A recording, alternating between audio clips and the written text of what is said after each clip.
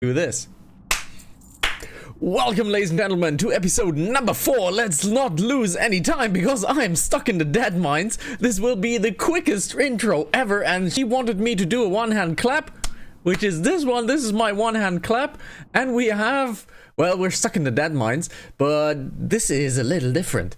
There's Melvor Idol on the screen right now. I basically cobbled this together in a few seconds, so it doesn't really look right. Melvor Idol has this huge problem. It does not want to be captured. So it is basically a screen capture currently, and it's not really a game capture.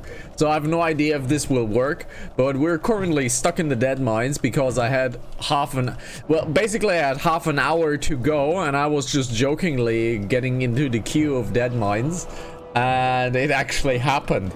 So I was kind of, you know, like stuck with the queue. So I took it, and now we're stuck in the dead mines, I guess. So welcome to episode number 4. There's red in my ridge. Basically we're in Red Ridge, and yeah, it looks workable. Well, it's not really high definition, so I can't really full screen it right now. I can only leave it small screened. So I haven't prepared the full screen because I still need to figure out how to actually capture Melvor, because it doesn't want to be captured.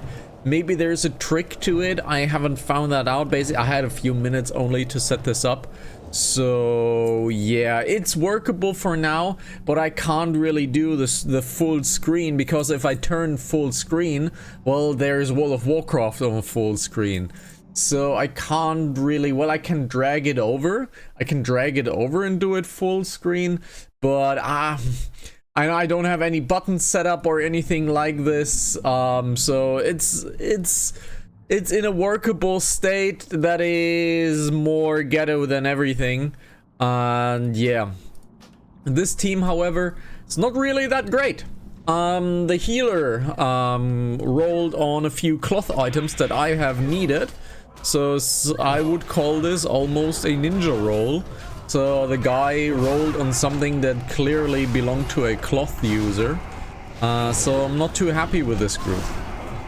They are not doing a lot of damage. If I get aggro, if I do AoE, I get aggro like crazy. So the tank is not the greatest of all of time. So as you can see, I'm getting smacked left and right. So yeah, not the best group. We thankfully have to go into dead mines only once. We technically could do dead mines a few more times to get a little bit more loot. That's definitely a thing. We could get a little bit more loot in this game. However, this tank rolled healing items away, and this mage items away, and this healer rolled healing mage items away as well. So not too happy with the loot situation currently. I'm pushing as best as I can. The camera setup right there seems to be working. However, this is very unstable up there, so this could just fall down, and you would see some weird things probably if this falls down. If I bang on the table, well, it will definitely fall down. So yeah, let's just not try to rage anything so this camera doesn't fall down, you know. But all in all, welcome to episode number 4. This is just me doing some leveling. It is Friday, so you know what that means. It is. I don't want to be copyright straight, but you know what day it is. It's Friday, and we have pulled 5 enemies. Let's give him a little bit of time. Let's give him a little bit of time. These are 5 enemies. 3, 2, 1, go. Okay, he has aggro properly, I hope. We're getting higher. We're getting higher. We're still on 80. We get aggro. We are being punched. We're being punched a couple of times. Let's get this fire strike in. And And there we go. I still have aggro of at least one person. We are good to go. This guy pulled another one. Alright, I am still aggroed on that one. Since I don't have any mana anyways. We have an agility strength sword. Nobody needs that. This is probably gonna need it by someone most likely. And I am what you call out of mana. I am out of mana. I'm And on Melvor, well, we're fighting a few dragons, as you can see. Basically, we're doing Slayer tasks on Melvor Idle. And yeah, this is idling quite well. We simply cannot die at the current moment, which is quite enjoyable. And the loot really doesn't matter, honestly. We are actually on hard tasks already. So switching a task is actually not necessary, and the auto slaying is doing a lot of work. So we're doing pretty good. We're still leveling up attack, and we still need 4 levels more on attack, and then we start leveling defense because our defense value is way too low.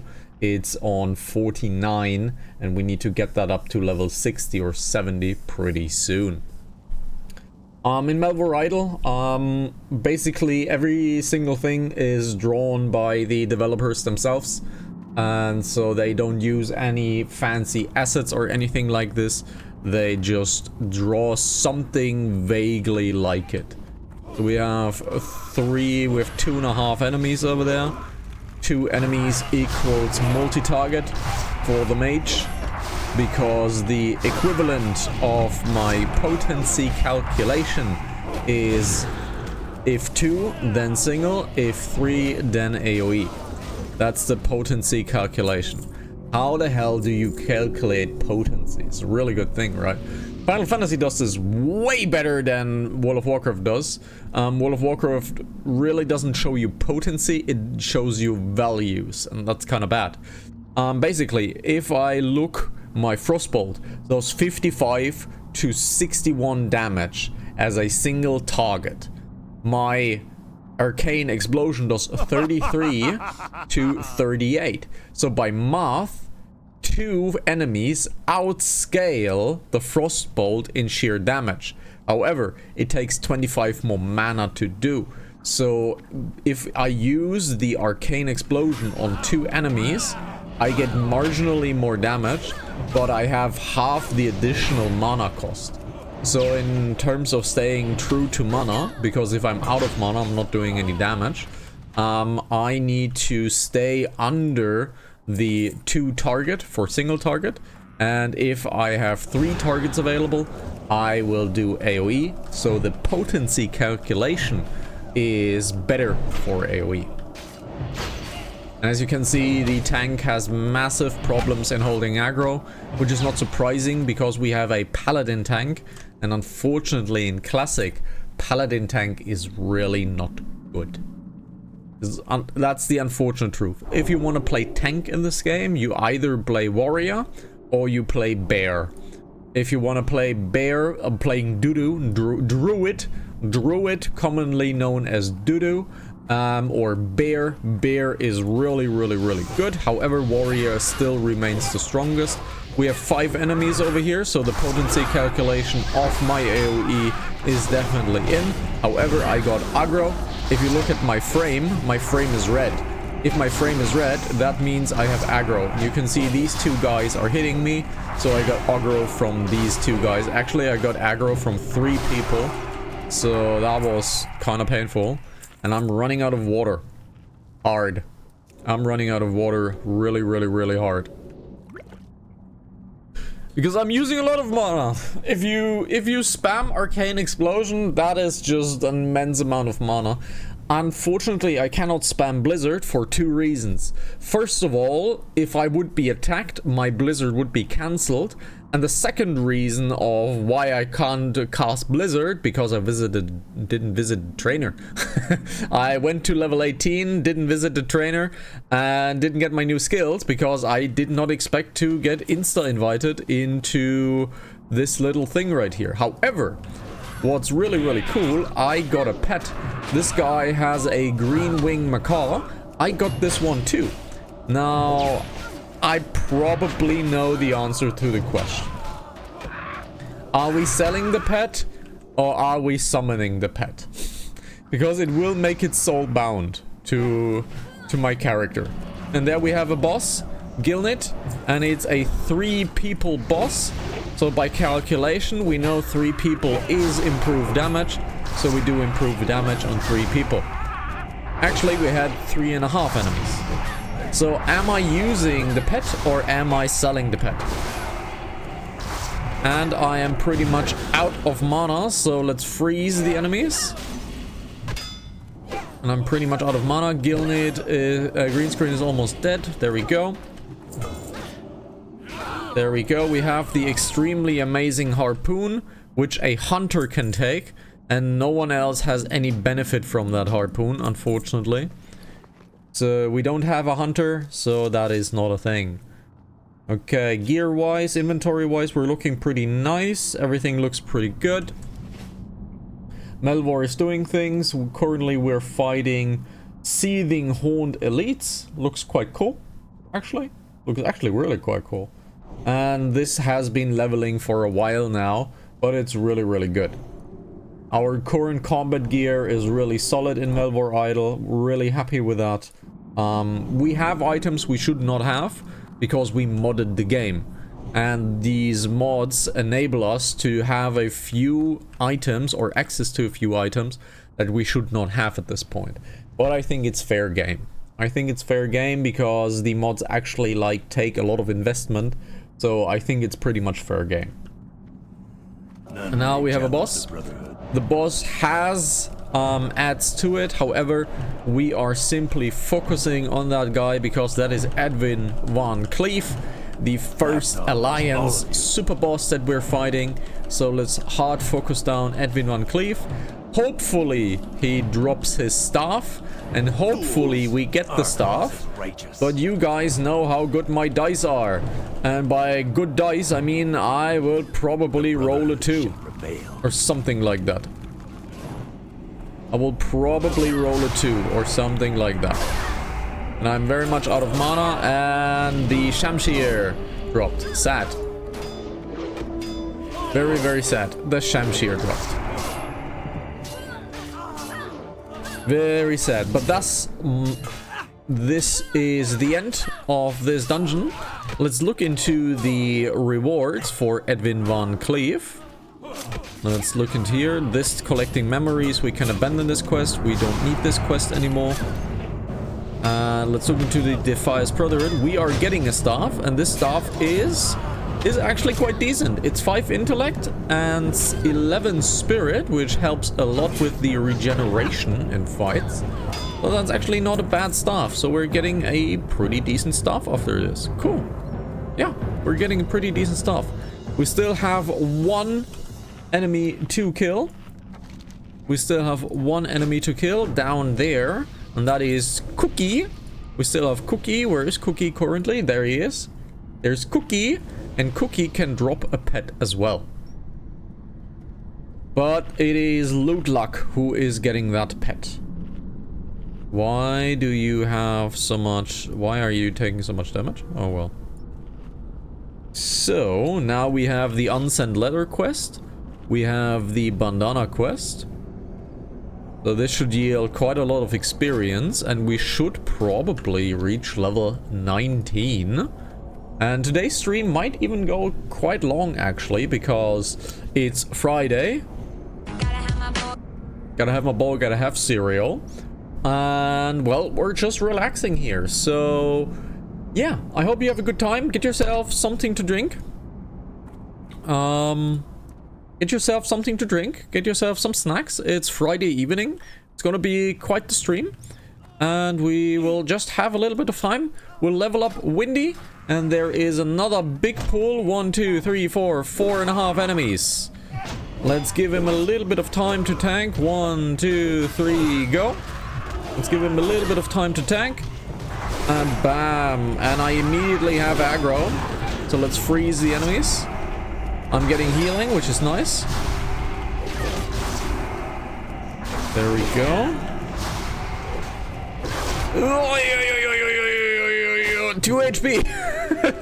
2 HP, baby. Woo! 2 HP. Oh god, we got another pull. And we have the tenderizer. Well done, guys. Well done. This is the second time we died. Another DPS is dead. The tank is almost dead. The healer is still alive. The warlock is still alive. But the healer is running. So we're not getting a resurrection. So we have to, unfortunately, take a nice loss at the spirit healer. And just leave because this group was awful. What an awful group this was. Let's turn in our quests. We can't attack anything for the next 8 minutes because we had to resurrect the spirit healer. We are doing 75% less of everything. So yeah, we can't battle for 8 minutes, so we have to kill 8 minutes of time. But since we have Melvor idle, that's actually not that big of an issue. So let's take our new staff, which is quite nice. Half of my gear is broken as well. So that's pretty nice. I'm walking around with shoes. Let's turn in the red bandanas. And this should actually yield the level up already. We'll take this. There we go, level up. And let's head over to Stormwind. And we need one more level to be level 20. Level 20 is not a major point for mages, unfortunately. However, a major point for our skill tree, because we are getting base damage upgrades now, which is really, really nice.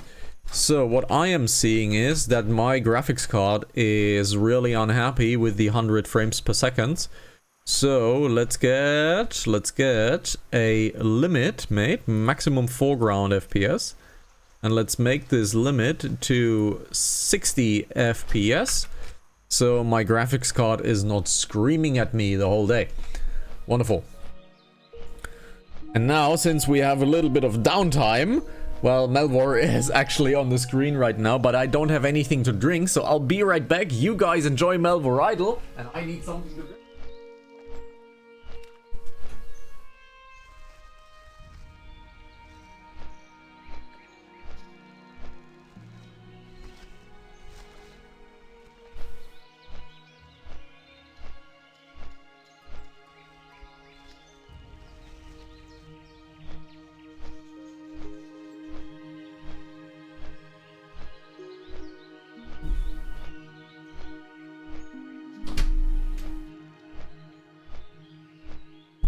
And the Hana today had a little bit of downtime, and I was able to bake a cake. And since this is Friday, and Friday is technically Chaos Friday, and I'm in the relax mode, I might steal some cake later on. I know eating on stream is a little bit of poopa and not really nice to look at, but I baked cake! So I'm gonna eat some cake! And you can do nothing about it. So F you, I'm gonna eat some cake. And it's a lemon cake. And I love lemon cake. So, so I'm gonna steal some cake later. I'm definitely gonna steal some cake later. And have a good time. Let's sell all of the trash, which is not much. Let's sell the copper tube. Let's sell this, sell this. Everything else is, this can be probably dismantled. This might be nice to sell. This might be nice to sell too. We got a lustrous pearl, which is kind of cool. Everything else is not very necessary. We can kill this. Free an inventory slot over here. We need actually light feathers. Light feathers enable us feather fall, which means we would be falling not to our deaths. So this is quite a nice thing to have. We have 5 gold, so we have been a little bit of money grindy, because if you look at the top of the screen, Titan bar over there, There is no longer a herbalism sign, there is now a mining sign. That makes sense because I switched out herbalism to mining because herbalism simply doesn't make money. And getting up the mining skill, well, that already made triple the amount of money that our well, herbs ever did. If we look at this, this is 1 gold, 2 gold, 3 gold. So we have 3.5 gold over here. We already made 3 gold. So in terms of money, we 12x'd the herbalism already. So yeah, it's not really a comparison, honestly. It's honestly not really a comparison. There is a parrot. Ooh, this might be nice. Let's auction this off. Let's auction off the parrot. And let's see if we can get a little bit of money for this parrot. Alrighty. Let's see if we can get a little bit of money for this parrot. This is probably a bad item, but let's check. This is probably a bad item. Bandit Kinch. Bandit Kinch is around about 15. This could be a little bit of money. If we go 13.99, this might be really nice. However, I only did long, which is stupid. I only did long. Hopefully somebody will buy it. This is a bad stat, so we're not even gonna bother selling this. Is there a bear in? There is. So let's sell this for an appropriate price of 19.99. And let's get it in for 24 hours. That might be much better. Now we know the gemstones are not worth anything really. Everything else is only crafty and questy stuff. So nothing here. So let's head on over to the bank and send the pants to Avia. So Avia has something to disenchant. Cool. Let's get to the bank. Let's deposit these two thingies right here. We have found a little bit of wool, which is nice for leveling our tailor. Hey there. There we go. Let's get the gemstones in.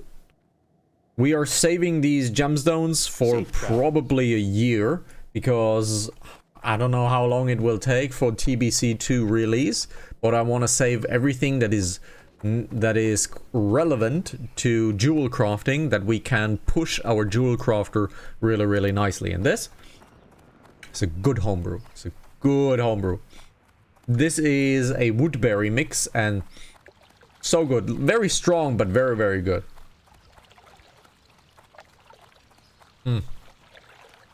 Really nice. Someday I should do a video guide on what home brewing and cold brewing actually is, because that stuff is, oh, look at this. Look at this stuff. This is the best drink you can do. It's 0 sugar, it's still sweet, and it has 0 bullshit in it, and quite a lot of vitamins, so it's pretty good for you. You have to do it right, however, to not produce any harmful bacteria or anything. But if you take a few precautions, if you do it right, this is pretty much the best thing you can do to your drinking game, in my personal opinion, that is. I'm not a science man. This is just something that I found out over the internet, and only a few people seem to be doing this, but I've been doing this now for 3 years. Pretty freaking tasty. Now, we're not doing this, we're not doing this, we're not doing this. Remove lesser curse. Yes, we're doing this. And there is another fireball, so let's learn the fireball. However, we are not using fireball. However, it would do massive amounts more damage. But we're not using the fireball. However, we still have a mage quest to contend with. Let's see. Chest of containment offers and the cantation of manifestation. Okay, so let's get this item. Let's see, let's get this item. So we have a filled containment coffer. So how are we doing this? So a stunned rift spawn. So how are we doing the rift spawns? Oh, do we have to get into the, oh right, this is 22 years ago. There is a back cellar in the inn over there, and we have to summon the rifts, and then we have to close the rifts magically. So let's look into here, and there should be rifts appearing if we use this. There should be rifts appearing. There they are. And now we need to do a little bit of this. We need to lower their lives, basically. So let's lower their lives. We're not invincible, so let's lower this. Do we need to kill it? Let's see. Do we need to kill it? Ah, there we go. So it is getting captured just by being around it. Okay. However, we're pretty much dying, so let's take a pot. Alright. Let's do this. Get this one over there. Capture it. And we captured it just barely. However, we still need another one. We still need another one. It's probably in the kitchen. It's probably in the kitchen. Let's see. Can we use the scroll again? We seem to be using the scroll again. So, let's see. Let's use the scroll again. Nothing here. Oh, we should be buffing ourselves. I always forget this. There's one. Alrighty, let's get this rift spawn made. These do quite a lot of damage. They do have a little bit of health. And we need to make a inventory update. We have quite a few items. However, a few of them are getting kind of low in level. So I'd like to have a little bit of an inventory update. So is it... Oh, do we need to pick them up? Oh, we need to pick them up. All right. Yeah, right. We need to pick them up. So let's do this. Fortunately, World of Warcraft's music sucks. It's not repeating in the background. Why is the music not repeating? Do we have to like click looping music or something like that? Let's see. Options, music. Loop music. Why is loop music not always the case? Why would you have this off?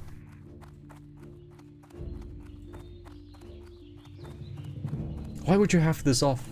Why would you not loop the music? Oh well. Actually we just need to... Where do we need to go?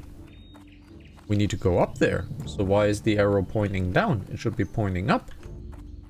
It should be pointing up.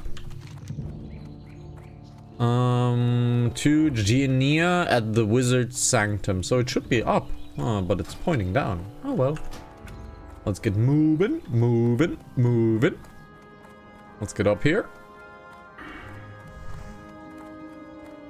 Ah, there they are. Alrighty, the Wizard Tower. Need help? No, I don't need help. Have a good one. And we need to get 10 linen and charged rift gems. See you around. So where do we do charged rift gems? So where do we do charged rift gems? Let's see. Where do we do charged rifts? The robe will be made of linen. Gather linen and the gems. So, the gems. You have served your fellow mages, now it's time to the wizard's robe. Blah blah blah, make the robe. Take the robe, blah blah blah, and you must also gain... The only known location is in the Silver Streamline in Loch Modan. Wow. That is super far away. Why would you do this? Oh my god, why would you send me to Loch Modan? Are you nuts? We're not doing that. I'm sorry. Abandon the quest. We're not traveling to Loch. No. We're not traveling to Loch Modan. Okay, we still have a little bit of leather. So let's get this over here. Let's look into upgrading our tailor. Our biggest problem is we are currently not learning new skills. We're currently not learning any new skills, so we have to travel to Ironforge most likely. Let's have a travel to Ironforge. Let's have a travel to Ironforge, because there might be a trainer in Ironforge, because we're not getting trained here. There should be a higher level trainer, but he's not teaching us. Greetings. The artisan is not teaching us. So, these are Looking for something specific? merchants, these are Have a good one. suppliers. So we need to go... See you Yep, later. we need to See go you around. over to Ironforge, which is pretty cool if we go to Ironforge, because that means we would be on a griffin, and we have a little bit of downtime. And you know what that means? It's cake time! And I'm gonna get some cake. I'm gonna get some nice lemon cake. And you cannot stop me. You will not block me from getting my sweet treat today. Alrighty, let's get over to Loch Moran. No, not Loch Moran, just Ironforge, please. Because I want to be taught how to use more cloth items. Alrighty.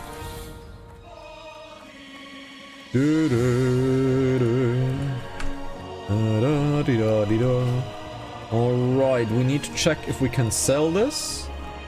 Let's see, where do we have to get the quest done? We have to get the quest over there. We have to get the quest over there. We'll do that later. We'll do that later. First of all, let's fly over to Ironforge so I can have a little bit of cake. So, be right back, my dear viewers. I'm gonna get myself a sweet treat.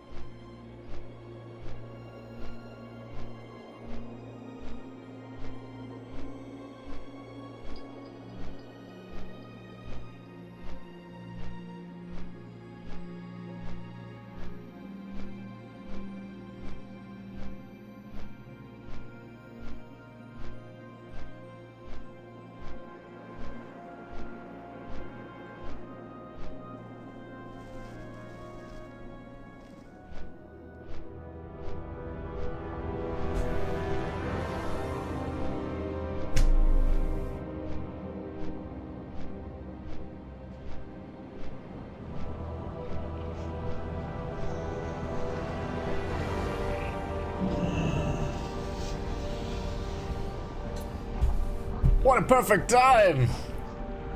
And here's my sweet treat. A nice little cake. Nice little, I stole some icing, but we have a nice little cake over there. So let's head on over to the tailor and let's see if the tailor that we need is in here or in Darnassus. If it would be in Darnassus, that would be kind of sucky, but I think it's here. And while I do that, I'm gonna take the very first bite of my cake today. I know eating on stream is pretty rude, but God, it's delicious. It's really good. It's really soft.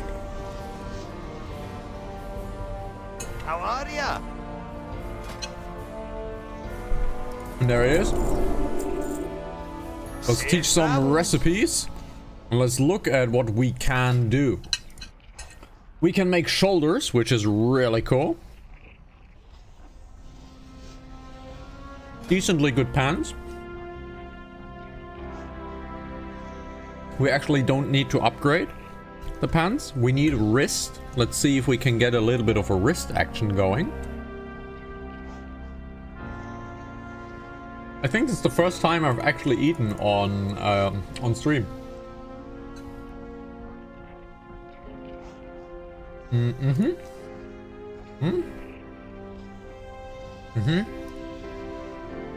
Gloves.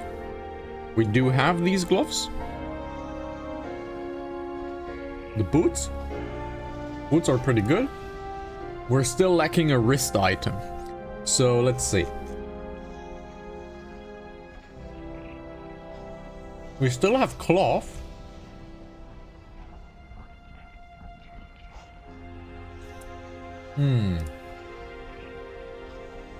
This can still yield 5. This can still yield, it's very rude. Well, that's an insider only you and I know. Let's see. Let's do 20, so we do at least 5 craftings. And we possibly get 5 more skill points out of that. Really good. I'm sorry that I'm eating on stream, but I've been working since 8 a.m. in the morning, and I'll be working 3 more hours. So in a nutcase, I'll be working 15 hours today.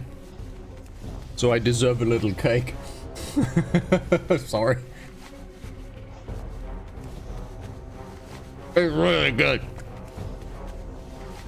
What's my variety doing? Still battling the same enemy. Very good. Character is really, really strong.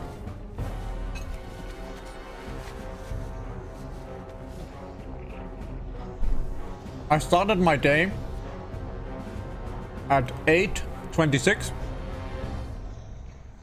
I've been working until 18:22. Had a little food break, logged into World of Warcraft, started streaming. So we have a 15-hour day.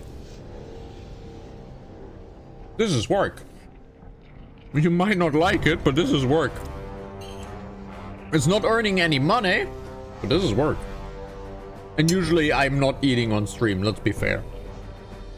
Let's be fair, usually I'm not eating on stream, but usually I don't bake cake before stream, so...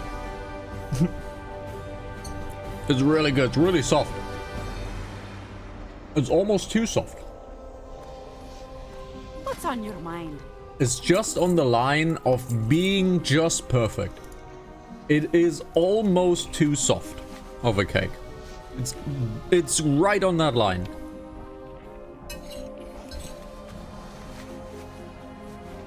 However, it's very rude with speaking with a full mouth. Very rude. Bad Hannah. Bad Hannah. However,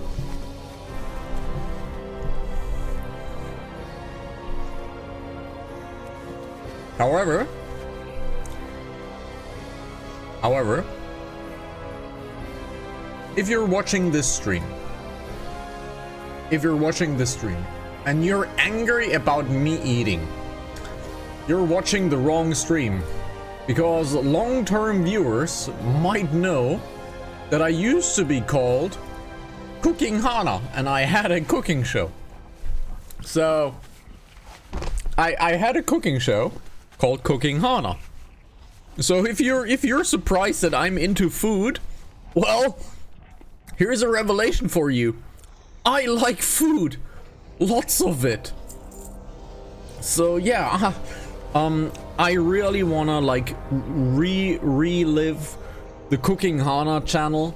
I really wanna revive it, but I have so many things to do that I simply just do not have time to do the Cooking Hana. And we got the first spammer scammer block from Seribot. Thank you, Seribot. Good bot. If I could quit my full-time job and we would have 8 extra hours available in the Hanazaki TV brand, I would definitely try to get at least one Cooking Hana every 2 weeks or something like that. I would really love to revive the Cooking Hana idea, because I think I might actually like have a good take on many foods. I'm not a trained cook. However, I'm a passionate home cook. So being a passionate home cook is also worth quite a lot. So it would be kind of nice to like get back into Cooking Hana. It would be really cool. So we need this thing right here, and hopefully we get a skill point out of it. I'm a really passionate cook these days, and I think I've gotten quite good as well. Most of my recipes are stolen from other people, of course. However, a few recipes of mine actually are coming from myself. And I've invented a few recipes, and they are not high-end recipes by any means. They're not high-end recipes, but what they are freaking delicious. They're freaking delicious. However, I am someone who believes in cheating in food. So something like stock powder, I do use. They have a lot of flavor, they do a lot of work for you. I don't have anything against using stock powders, for example. What I tend to not use are those meal premixes. I think the meal premixes are actually not good for you, because they have a lot of stuff that you might not want to have in your body. Same with the stock powder, of course. But the stock powder is something I consider a acceptable cheat. But something like from Maggi, for example, or from Knorr, yeah, these things like the bolognese from Maggi is like maybe not maybe not that great. Like if you want to do a bolognese, I do a mad bolognese. There's 2 kinds of bologneses that I do. The first thing that I call is a quick bolo. It's just what it says. It's a quick bolognese that I just hammer out in like 20-30 minutes. And it's just like a weekly cheat meal that you can just ding dong dang and it's done. It's not much work. It's very simple, of course. It doesn't taste that good.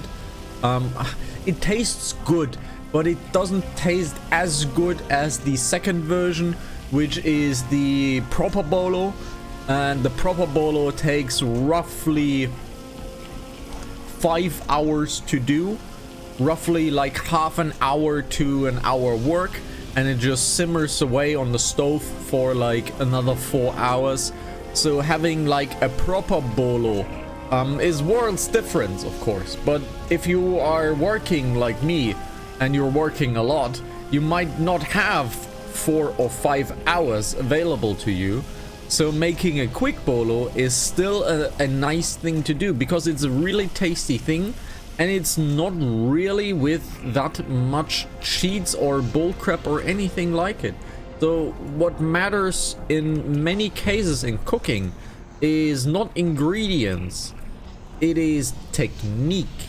Technique is something that is really important in food, and it can make or break a meal, so to speak.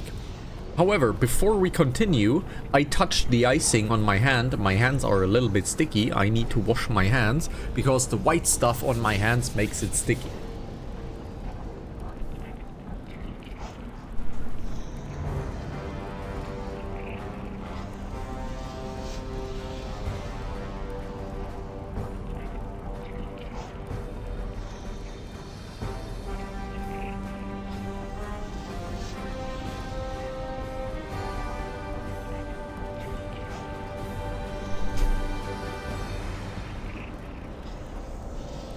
I think I mentioned it a couple of times, but this stream is not for minors.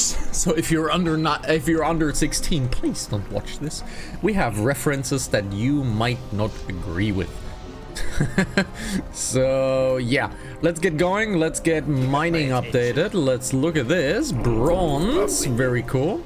That's what she said correctly. Yeah, if you are under 16, I suggest you leave because we do some adult references, and if you want to stay and stick around, well, don't bitch about it. That's basically the deal. You can stay around, but just don't bitch about it, okay? Let's get some 12 tin molten, and I've already prepared the Final Fantasy account for in 11 days when a relic weapon will be patched and released in Final Fantasy 14, and we'll do the relic grind over there. I'm really looking forward to this. I made a few mistakes, some stuff happened. I'm not gonna cry about it. I lost 50 million gil. I'm not gonna cry about it. It happened. Oh well. I think, oh well. So that definitely happened. So let's get the bronze melted down. Let's get the bronze melted down. Then we are visiting the auction house for a second. And once we visited the auction house, we shall continue with the questing in Red Ridge. Yeah. We'll do questing in Red Ridge. We already have 5 quests complete. We can do the Red Ridge Goulash still, and then we have 6 quests complete. This might push us to level 20. If we're pushed to level 20, where do we go with level 20? That is a really solid question. Where do we go with level 20? We are kind of finished with Red Ridge if we don't reach level 20. So we kind of need to find a little bit of a level area. We could return to Loch Modan and level on the right side. If we look into Loch Modan over here, we now have a few more quests that will take us to the right side of Loch Modan. So we technically could actually go to Loch. Since we have to go back to Stormwind, we can take the quest if we so desire. So we can go to Loch and finish up Loch Modan. Let's look into the pricing of copper bars. Alrighty, we'll look into the pricing, and people are putting down a 69.69. And we are putting down a 95, 59.59 because that apparently sells. So let's get 59.59. That apparently sells, and the other thing does not. Let's get this in. There we go. This copper bar is in. Let's look into the bronze bar. And the bronze bar is not being searched because I didn't click the correct thing. And this seems to be about double the price. This seems to be about double the price, correct? So what are they selling bronze for? They're selling bronze for pretty much the same price. Yeah, they're selling bronze for pretty much the same price. So we are going, hey, and the copper bar sold. As we can see here, the copper bar already sold. So let's take this into a 54. Let's do this a 54. 99 or 88. Yeah, sure. Let's do a 54.99. Alrighty, let's have this out. Let's keep this copper bar. Let's only sell full stacks. Half stacks just doesn't make any sense. How is the core stone situation? Actually pretty good. Core stone is actually pretty good. Okay, this is quite the high price for core stone. I don't get it. So let's make this into 99. 99 might sell. Let's do this into 99.99, 99.99. This might actually sell, and if it does, we have quite a little boost on our hand. Let's look at this. Alrighty. So, the lustrous pearl. The lustrous pearl is worth absolutely nothing. So we'll vendor this. Is the woolen glove anything worth? Might be, actually. Might actually be worth something. So let's take this in. They're asking for around about 50. I think that is way too high. Let's ask for 34.99. Let's ask for 34.99. And that's good. Let's get this to Avia. Let's get this to Avia. And then our inventory looks just about right, I think. Fire Blast level 2. Do we have Fire Blast level 2? We do have Fire Blast level 2. Let's take Slow Fall into our inventory right here. Let's remove Lesser Curse. Let's have this right here. And everything here is pretty good. Let's have a quick login onto Avia. Get all of the stuff into the inventory. And as we've included the camera right here, there might be a episode where we go over of building an interface and building keybinds, because I think that would be a really fun thing to do, to actually explain my keybinds, because everybody has a different keybind setting. But I think everybody thinks that, of course. Everybody thinks that, but I think I have a decently intelligent layout when it comes to using an MMO character. This layout is exactly the same as it is in Final Fantasy.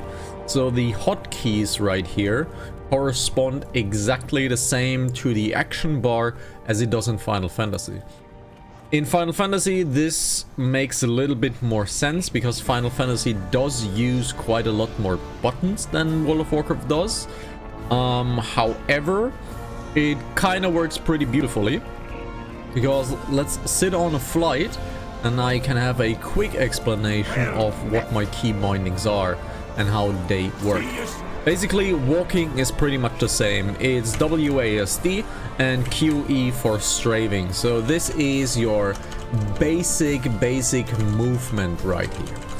You have your buttons 1 through 5. However, I do not like clicking 5. If you look at this movement right here, this stretches out my pointy finger completely.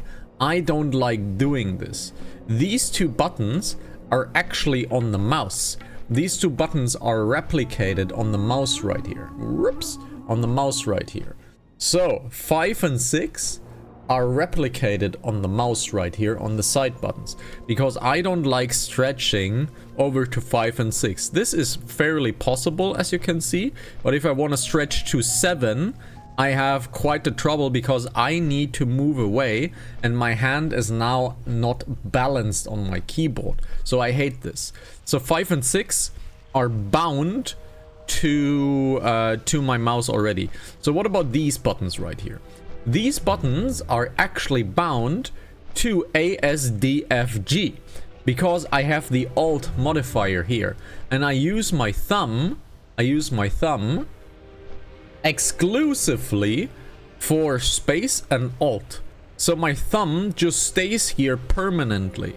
So if I want to reach these buttons right here, if I want to reach these buttons, I just press down with my thumb on the Alt key, and then I can use these guys right here and activate this side of the keyboard if I do this. Because reaching here is terrible.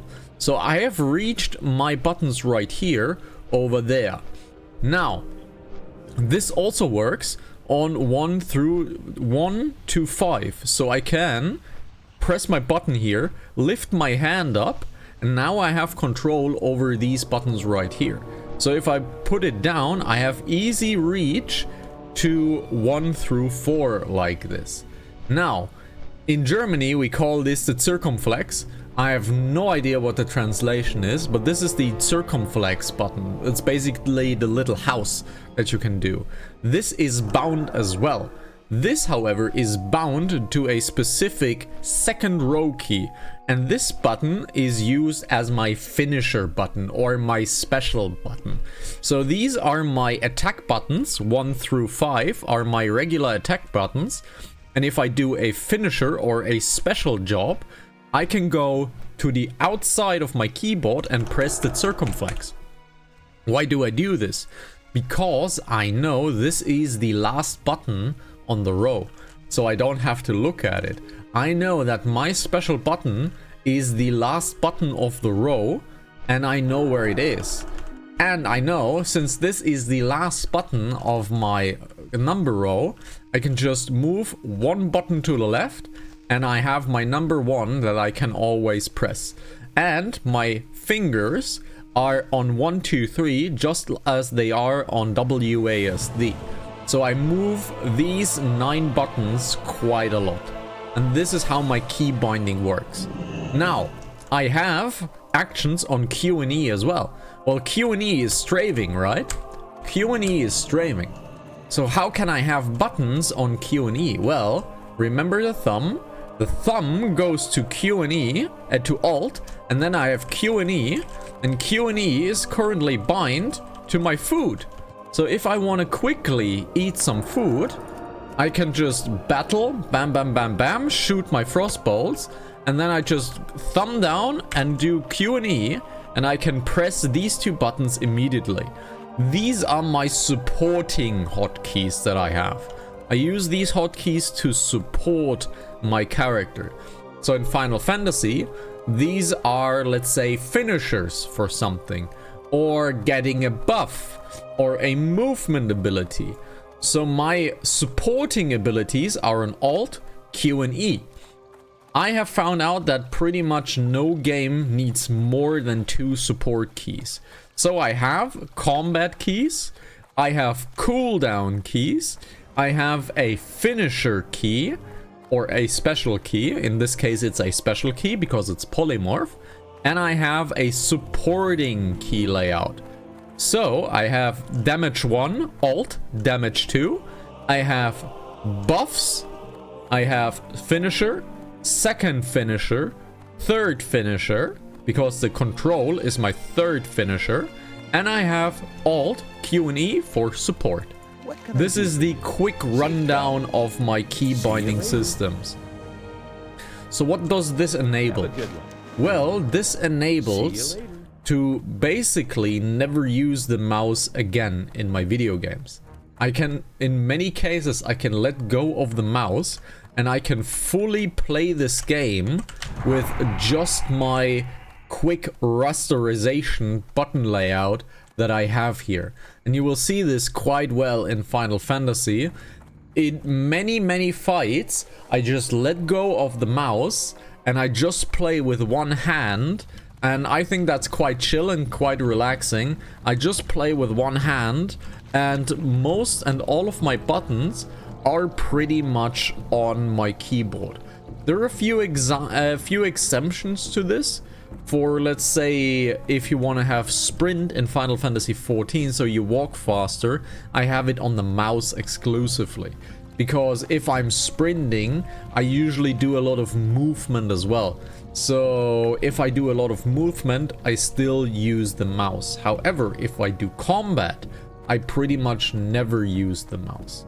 So many keys. Yes, it's a lot of keys, but the most important thing is everything happens here. Everything happens in this quadrant right here. And the goal and aim of this quadrant right here is that your hand is stationary. That your hand does not move away from this spot. Because I've seen many players go over to the keyboard, press buttons over here, and go back to the WASD. They're losing time and precision. If you have to move over to the other side of the keyboard, you will lose precision on the main side of the keyboard. So I have built my key bindings to have only this left side quadrant right here. I only use this left side quadrant and nothing else. This enables me to have a very relaxed but concentrated layout of keys right here. And it is a little, I get it. The layout on the buttons is very confusing. I get that. It is very confusing. This is something that just grew organically and naturally. However, how the buttons are laid out on the keyboard is actually quite smart. And the lowest row I haven't talked about. The lowest row does have a use as well. These are usually my AoE buttons. You usually don't use the AoE buttons in World of Warcraft, and in Final Fantasy you actually have two different rotations. You have a rotation for... Oh, we are not getting the bandana quest yet? Oh, interesting. We're probably too low for the bandana quest. In World of Warcraft, you don't really have a dedicated AoE rotation. In Final Fantasy, you have a dedicated AoE rotation. So that we can use the dedicated AoE rotation, we have the lowest row right here. And this lowest row right here is used exclusively for AoEs. So I know if I have to do AoEs, I just switch my fingers down and I'm back here. Why did I do it here and not here, for example? Again, I want to be in this quadrant right here. So if I go down to AoE and I have to move and I can't use the move of the mouse to do it, I can switch up to WASD quite easily. Now, why do I not need WASD to walk? Well, my character is now walking without WASD. How is it doing this? Well, if you press the right and left mouse button at the same time, your character moves. So you can use this as a straight movement without using WASD, which gives me the ability to let go of WASD, have full movement controls, and continue using AoEs. So this is how I do AoEs in Final Fantasy. I basically start moving with the mouse. Oops. I start moving with the mouse and I focus my fingers on the lowest row of my keyboard to do AoEs. Again, this comes very naturally. If you start using the layout, it sounds very much concentrated in its functions, and it is. But this is something that grows naturally if you use the keyboard layout. And I think it's quite the smart layout. However, in this entire layout, there's one special button, and that is Alt-W. Alt-W is a keybind that has existed for over 20 years. Alt-W is my mount key binding. I have it right here. This is Alt-W right here. It is down here. And this is Alt-W. This is where the mount will be, because I think it's quite a natural position if you have it on Alt-W to mount up and walk again. And it's efficient, it is centered on the keyboard, and it's always ready. Someone did the math some years ago, but if you have to walk longer than 2 seconds, mounting up is actually intelligent. So pretty much every single movement in this game is longer than 2 seconds. So mounting up is pretty much always good. So I just mount up really quickly with Alt W. It's quite the quick hotkey, and it's really easy to use. All right, we still have to do a few kills. So let's focus on that. We still have a few kills to do. Alrighty, let's not turn in the quests. Let's just leave the quests out for now. Let's get this over here. These are quest items, so let's get the quest items over here. And we still need a few boar tusks. We still need a gore tusk snout, so we need to kill a few gore tusk. We need to kill a few spiders and at least one condor. So let's look into here. Alrighty, so let's do this, do this, do this, do this, do this. These are the quests that we currently have, and we still need to kill a few things. So let's buff ourselves. There's our first gore tusk. We still need at least 2 gore tusks or 2 snouts. As you can see, the key binding is very simple. Of course, this is not a lot of action in World of Warcraft. World of Warcraft does not offer a lot of action when it comes to the key bindings. Final Fantasy does have quite a little bit more action on the key bindings. It is way more active because Final Fantasy 14 very much focuses on rotations, and all classes have a rotation that is somewhere along the lines of 1 2 3 A B C 1 2 3. It's something along the lines of that. And World of Warcraft does not do this. I'm playing a Frost Mage. I'm basically a glorified Frostbolt Slammer. So I only press this one button. I press this one button a lot, but I press one button in essence. In Final Fantasy, that is not the case. Pretty easy. You start out with just one button, of course. You start out with one button. However, you quickly transition at least into 2 buttons.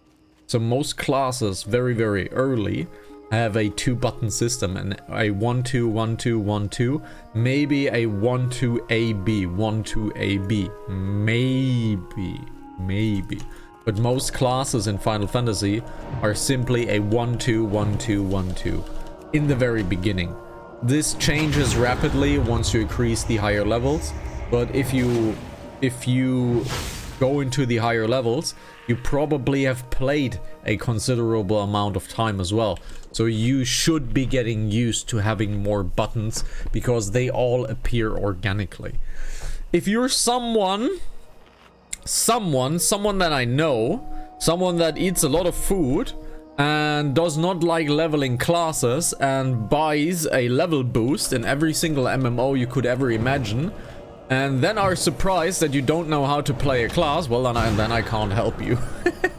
Then I can't really help you. If you level a class, you will get organic knowledge of that class, so you can easily play a higher key count as well. Again, you can see here, I don't really have to use my mouse in essence. All of this is pretty much where it needs to be. In Final Fantasy, you do not have to loot enemies. Enemies are looted by default. In World of Warcraft, you have to unfortunately loot enemies. I prefer the Final Fantasy way, where you don't have to loot enemies, because it's kind of busy work. It's kind of busy work. Okay, we have done the gore tasks. We have the tarantulas. We only need condors now. And we'll find condors along the east side ridge. So let's go there. It sounds very intimidating, but it is really not intimidating. It is all focused in here. And the only thing that you guys need to remember is I use Alt for pretty much everything. I don't like control. I don't like using my pinky finger. I think it's a very uncomfortable movement to get your pinky over here or onto shift, because this muscle, I don't like using this muscle. I don't like using the pinky finger for video games. So even if I use control, I usually get my thumb over control and use these 3 buttons right here. I usually don't use the pinky finger. I find it very uncomfortable to use. So that is why the modifier of Alt comes into play. You will notice this actually in a lot of the Age of Empires streams that we did.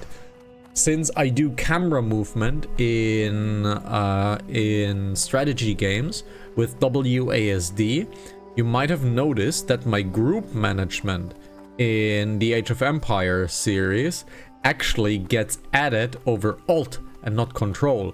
Usually to have a control group, you use Control and a number.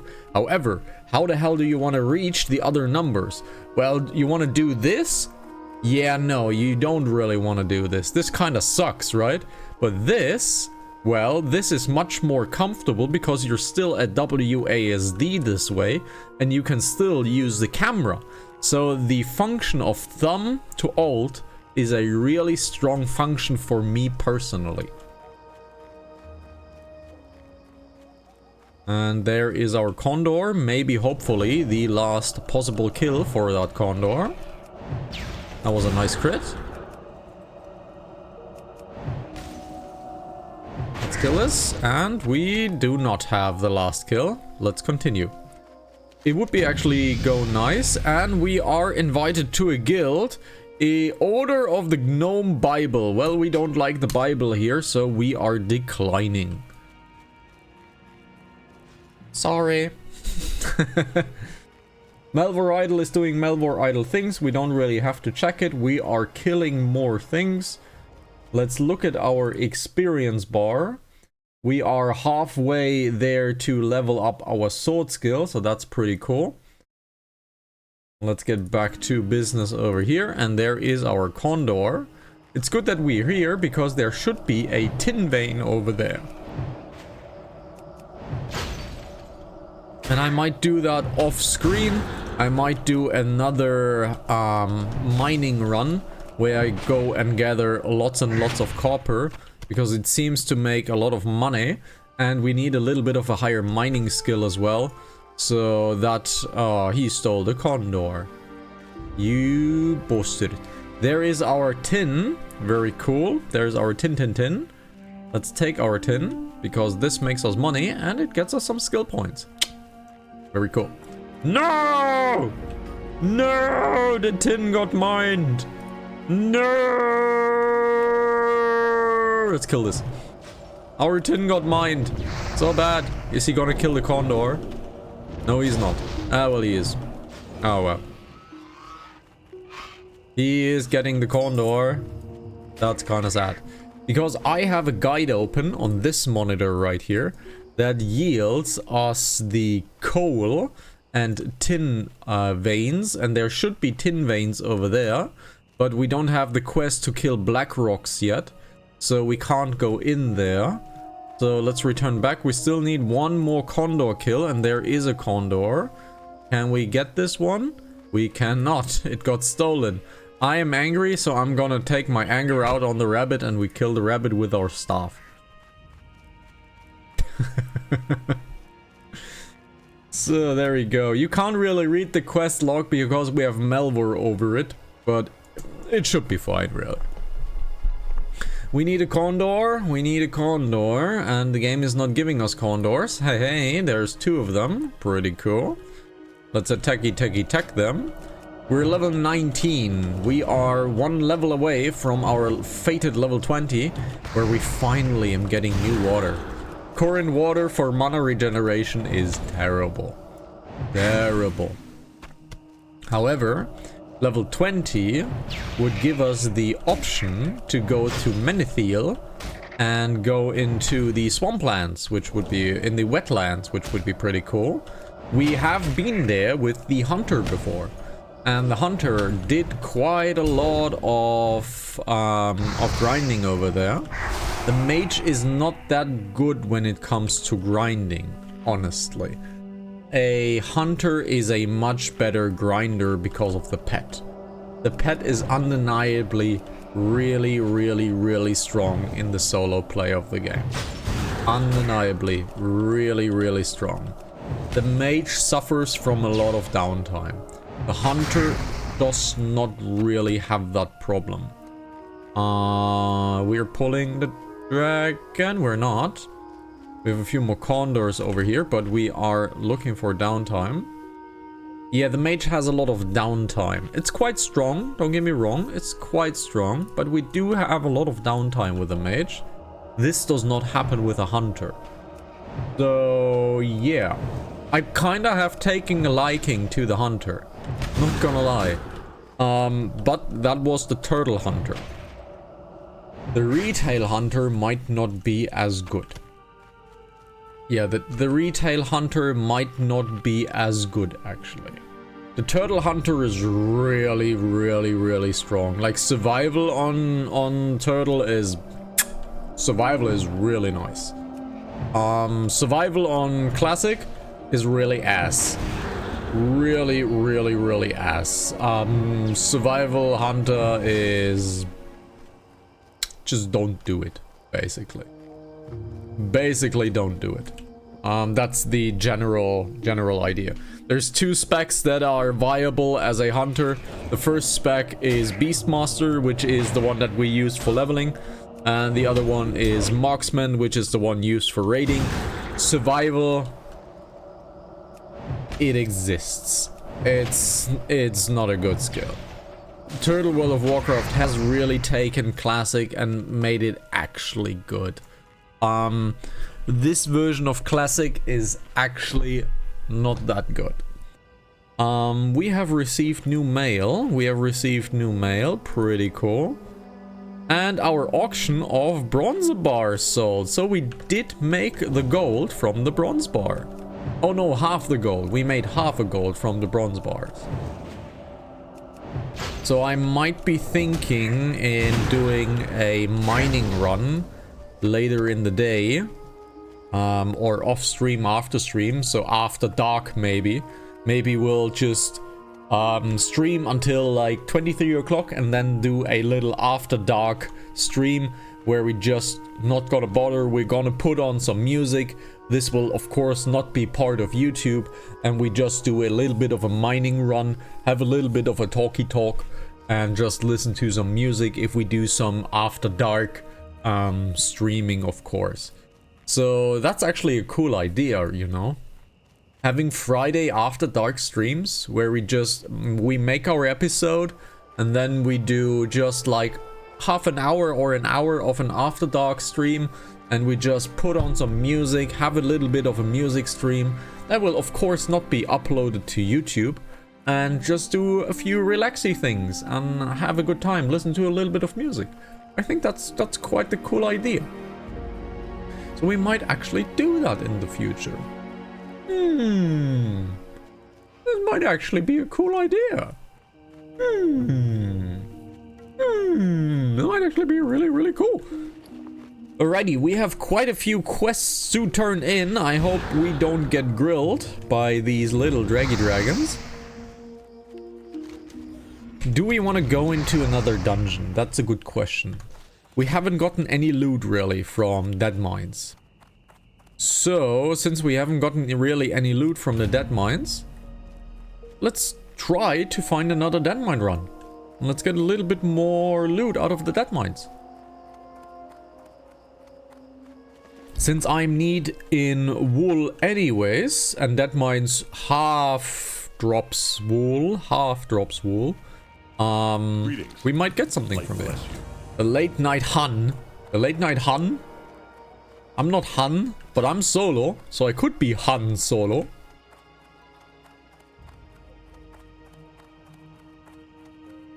Ah, bad.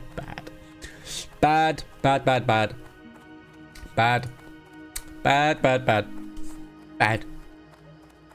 Hana.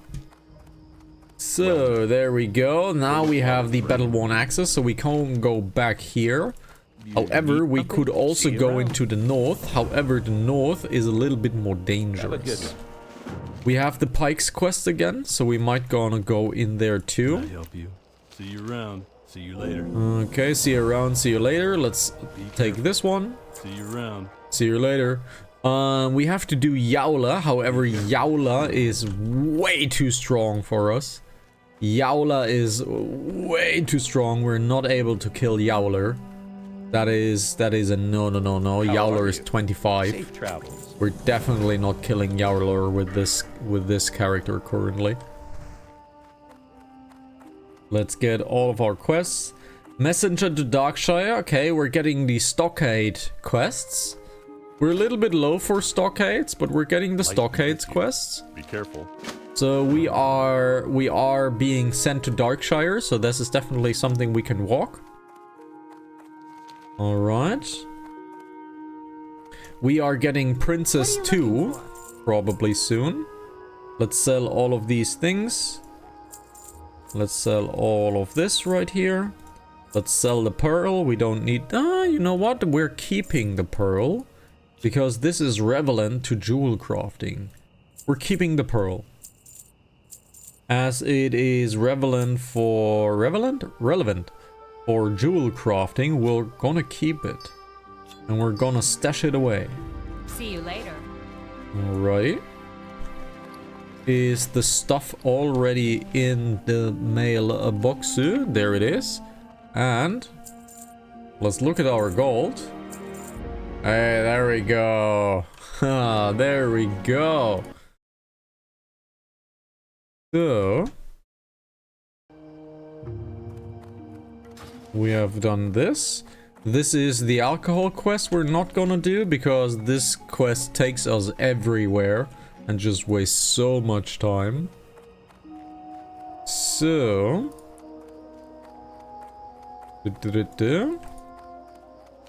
Sunny just sent me a message that a game update for a certain game has appeared. And we might want to play that someday. So that would be hopefully maybe a little stream that we can do. Can I help you? And let's get into here. That's Princess 2, an unwelcome guest. Again, level 25 or 24. Impossible to do for us right now.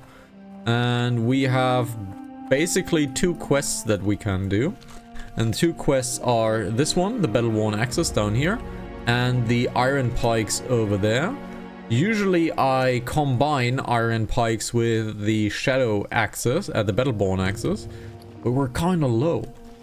We're kind of low. We don't have the bonus that turtle offers us.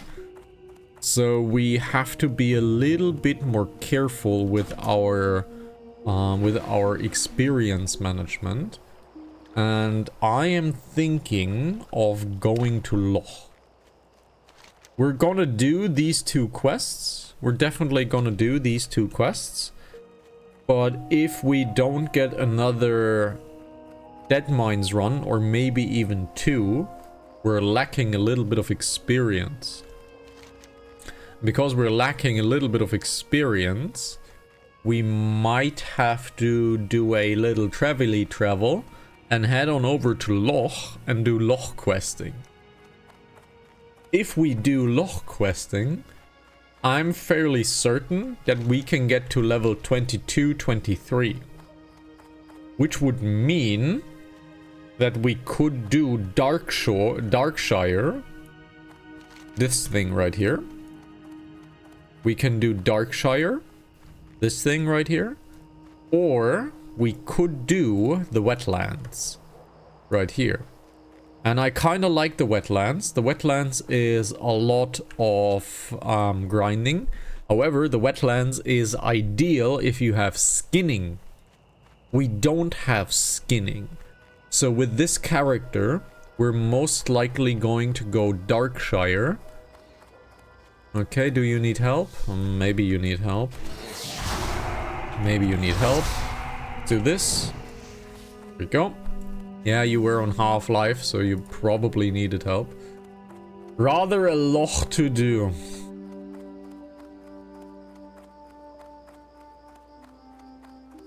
you spicy little fart. Yeah.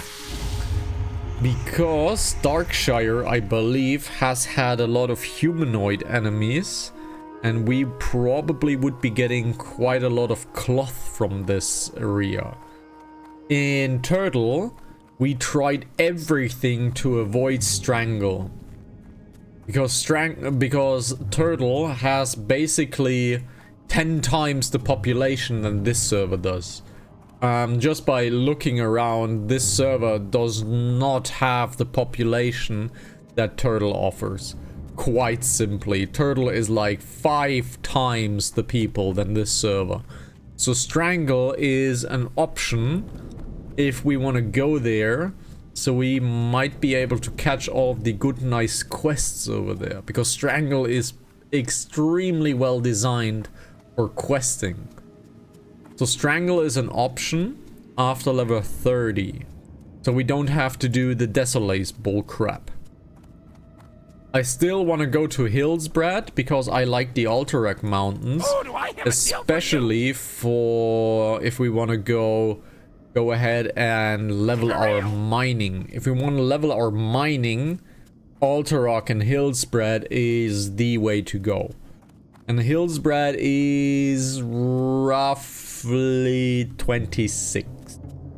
Hillsbrad is roughly 26. So yeah. So I think the idea is that we go to Loch, Darkshire, Hillsbrad, Alterac. Combine these two, Hillsbrad, Alterac. And then we go to Strangle. Stranglethorn is just amazing when it comes to leveling. Nothing beats Strangle. If this were a PvP server, I would still be avoiding Strangle. Because for all World of Warcraft's history, for all its history, Strangle has been nothing but a battlefield. Alliance and Horde have murdered each other in that area forever. Forever, ever. So, since this is a PvE server, this is not a problem. And there's an iron deposit, we can't get that one. This is not a problem. So we can go to Strangle without the fear of being absolutely massacred. So that's an option. I think avoiding Strangle would be a stupid idea on this server. On Turtle, it's a smart idea because there's too many people. There's simply too many people on Strangle. So where do we need to go? We need to go back to Lakeshire. Okay, we need to go back to Lakeshire. We're not accepting any of these quests currently because our quest log is decently full and we don't want to fill it up unnecessarily. Alright, let's go back to Lakeshire and we take the Griffin over there. And let's see if we can, like, make a battle plan or some sorts. Let's update this. We only have damage dealers right here. Yep, we only have damage dealers right here. So let's go back to Lakeshire. So, we go to Loch. So we do the last 2 quests over here. Then we go to Loch. And then we go to Duskwood. Yeah, we go to Darkshire in Duskwood. Right. So,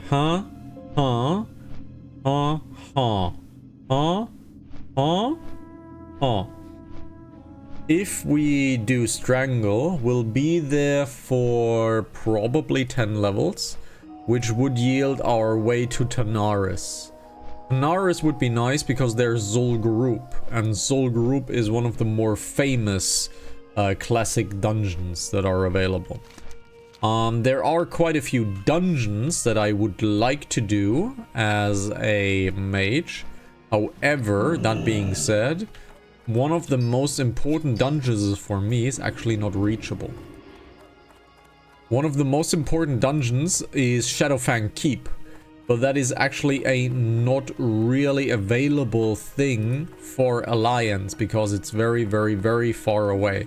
And not many people do this. But there is a really, really good item to be found over there. Really good item, actually. The staff is decent. But the end boss, the Archmage Arugol, has a brutal waist, a brutal rope, and an okay dagger that we are not going to use, but a brutal waist and the brutal rope. This item used to be actually a little bit better. Interesting. So this does not have the spell damage on it. Quite interesting. Honor, friend. Light bless you. So we can safely ignore Shadowfang. I didn't expect that. I didn't expect to ignore Shadowfang, but apparently we do. Cool. Let's not do Shadowfang then.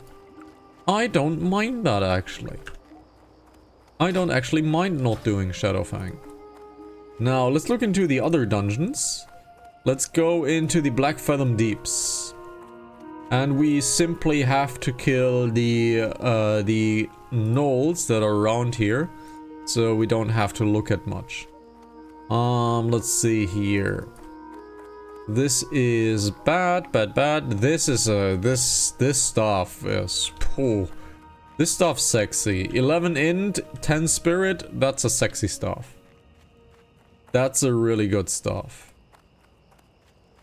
Now let's look into the other things. We just need to kill these guys. So let's just simply kill them. We don't actually need to look at the screen. And there is a decent leg over there. There is a decent leg over there. It's not great really, but it's a decent leg.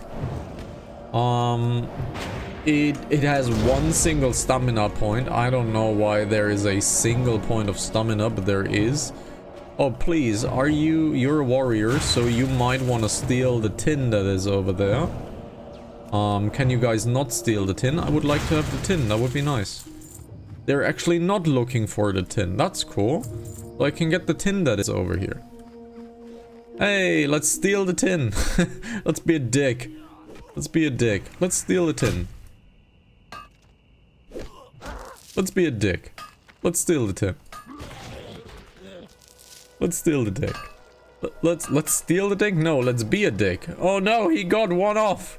What a bastard. Stealing my stolen tin. What a bastard. Let's look into more stuff. What is actually nice too? Nomerigon. I tend to avoid Nomerigon.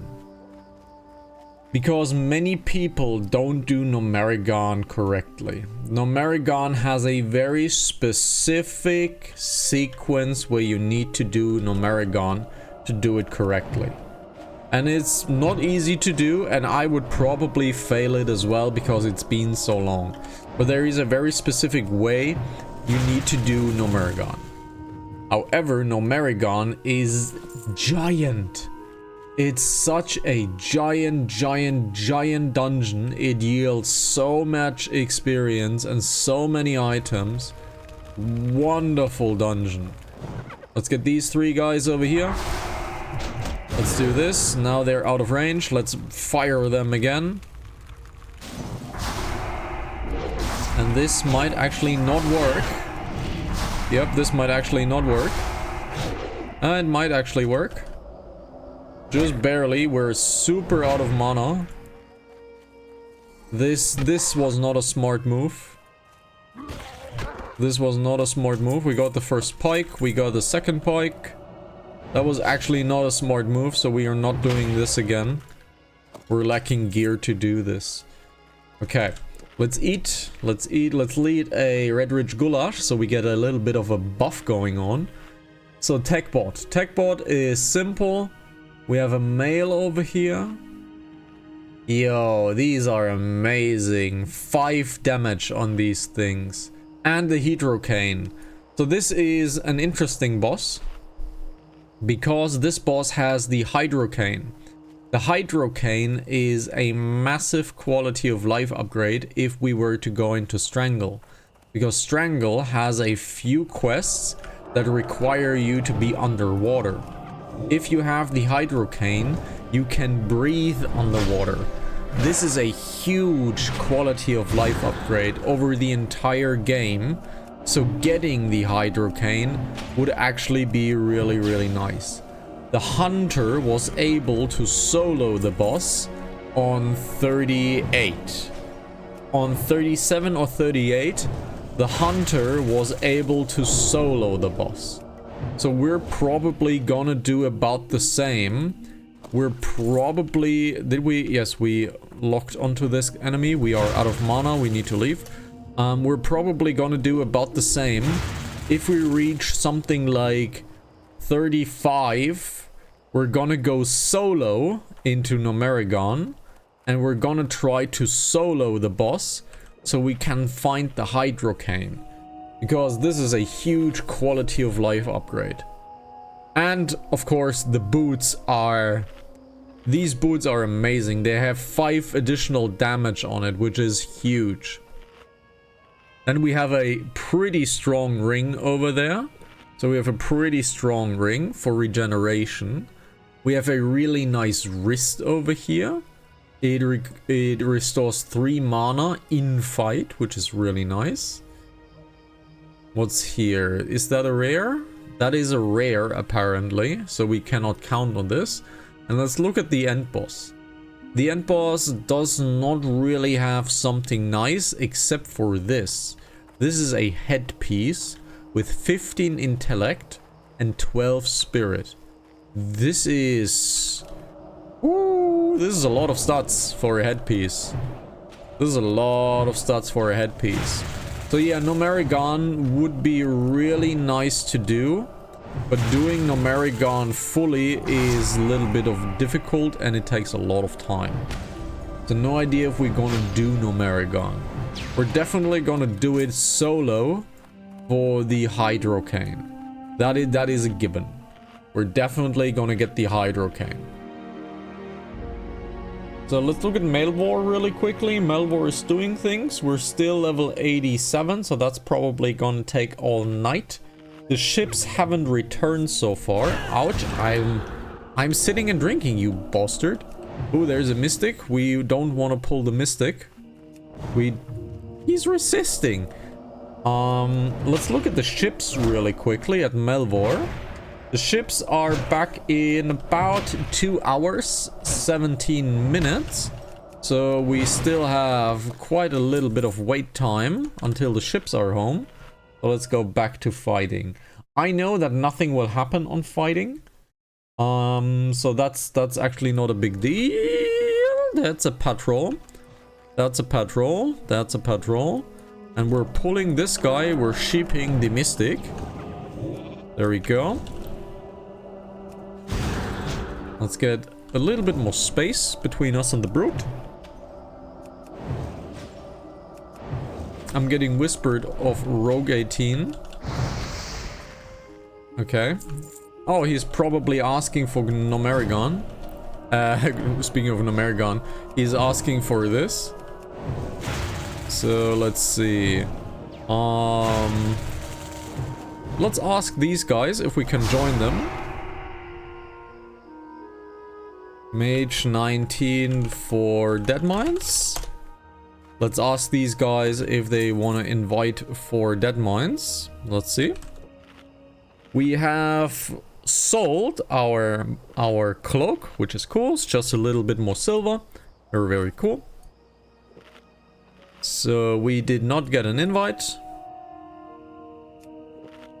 Okay. Yeah, we're probably not gonna do Deadmines, most likely. We still need 2 iron rivets, and then we're gonna go head down and finish up some orc. Let's kill some orc. Looks like meat is back on the menu, boys. Or cake, apparently. Oh, it survived. Is it healing itself? No, let's go. Another rivet. Riveting content, I know. We have made this joke many times before. We just need 1 more rivet. Let's check the tin vein over there. Let's see if we can get the tin vein. Or we could check the inside of the mountain, because there is a tin that usually spawns at the entrance of the mine. Thank you very much. I am sorry I did not buff you. You're out of range. I am sorry. I wanted to buff you. Alrighty, we have a enemy over here, a Red Ridge Basher. Let's kill the Red Ridge Basher. Nice crits. Nice triple crit. We have the last rivet, and the tin actually spawned on the entrance. So that's cool. Let's get the tin on the entrance. There are 2 enemies to contend with. One after another. We don't really want to be touched by these drudgers. These drudgers kind of hurt. There we go, that's number 1. Ooh, scroll of stamina. We can use that later. Let's kill this guy. Around the corner is my my tin ore. There is a copper ore vein inside of it as well. However, very deep inside. So, no idea if we should take that one. We could technically teleport home, but it's to Sentinel Hill. So, not really an option. Let's get the tin. We have another tin vein over there, so we have to go inside. Because there's multiple ores. Oh, we are getting accepted into dead mines. Oh, looks like we might actually be able to do another dungeon. Cool. We need a tank still. We still are in need of a tank. So this still takes a little bit of time. Oh, we have a tank. We have a heal. We only need another DPS. So we might be able to do another dead mine run. Really cool. Really dope. And there we are. We have another dead mine run. So are these guys already in Westfall? We have one in Westfall, one in Moonbrook, one Sentinel Hills, one already in dead mines. So we are the furthest away. So let's dash to the tin vein. And let's see if we can get the tin really easily. However, that copper is just in reach. The copper is just in reach. So we might be able to snag that one. Oh, this is bad, this is bad, this is bad, this is bad. Oh, this is terrible. This is terrible. This is terrible. Let's talk to them. On my way soon. Half almost ready. Half is ready, but we want to get the ore, right? We want to get the ore. So, let's see.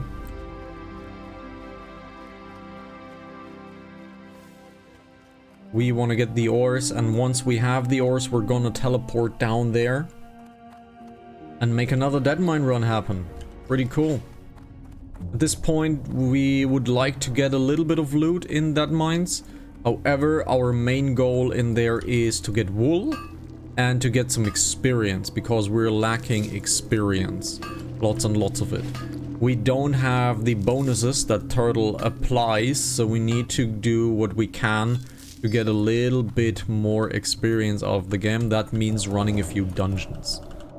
Let's kill this guy, and once we kill this guy, we're probably able to get down to the tin.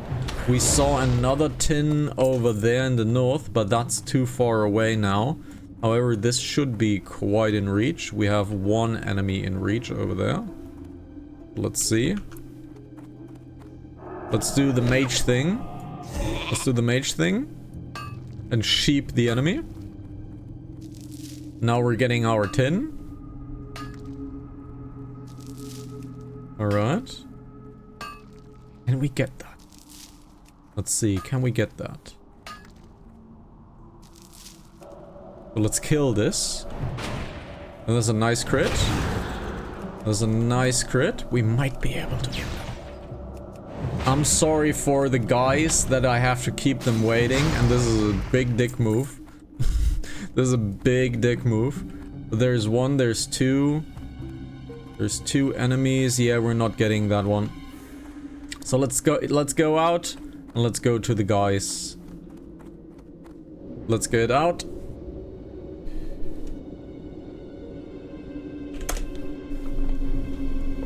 Let's get out. And there we go. And let's say on my way. And now we have some red barn ore. We probably don't need this. We have a few core stone over there. We have a little bit of tin. We have a little bit of copper. Wonderful, wonderful, wonderful.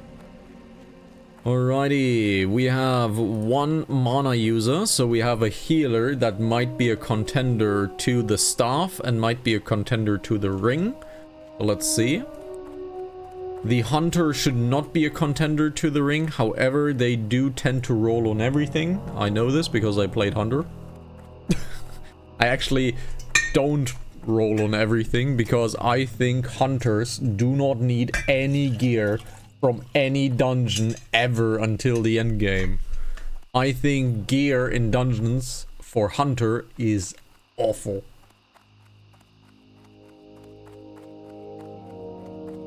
I think the gear is absolutely awful for hunters. Okie dokie. So we don't have any more quests inside of the dungeon, so we're just gonna go there. We're just gonna do lots and lots of looting, shooting, and booting, something like that. Alrighty, let's get on in. We should end the dungeon with level 20, which is nice. Level 20 is a breakpoint for mages, because mages have the unique ability to teleport into cities. And we have a free teleport, not free, it costs 9 silvers, but we have a teleport into all major cities, Ironforge, Darnassus, and Stormwind. Alrighty. Everything is pretty free, so we can walk. They're probably already pulling and clearing, which is kind of a sucky thing, but I would like the experience as well, but it's the beginning. It's whatever. Is whatever. Yep, they're already inside.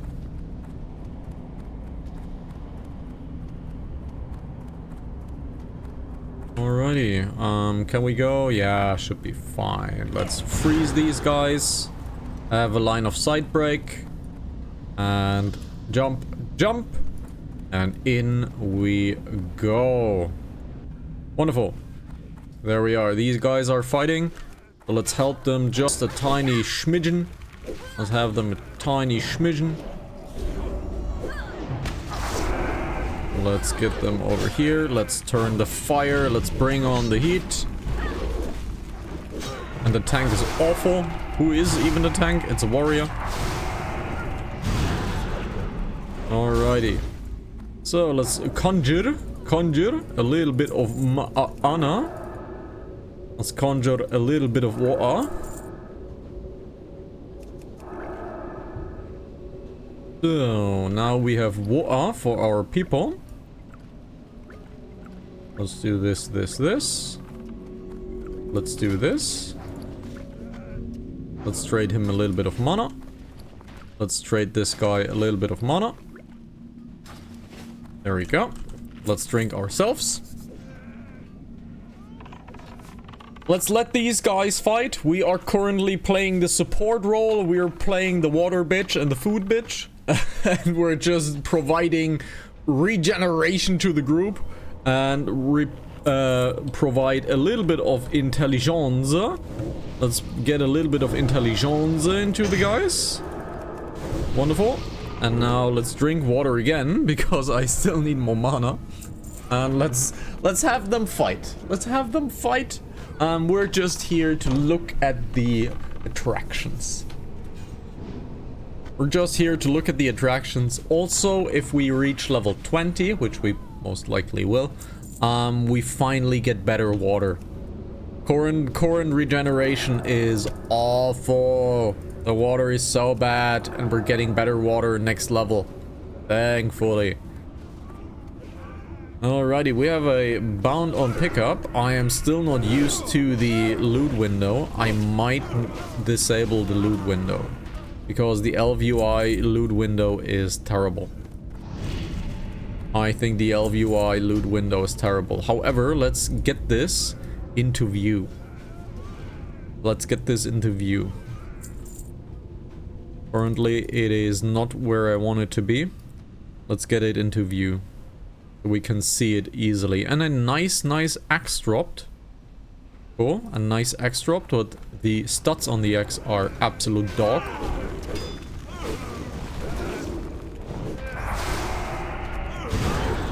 Alrighty. Now we can fight.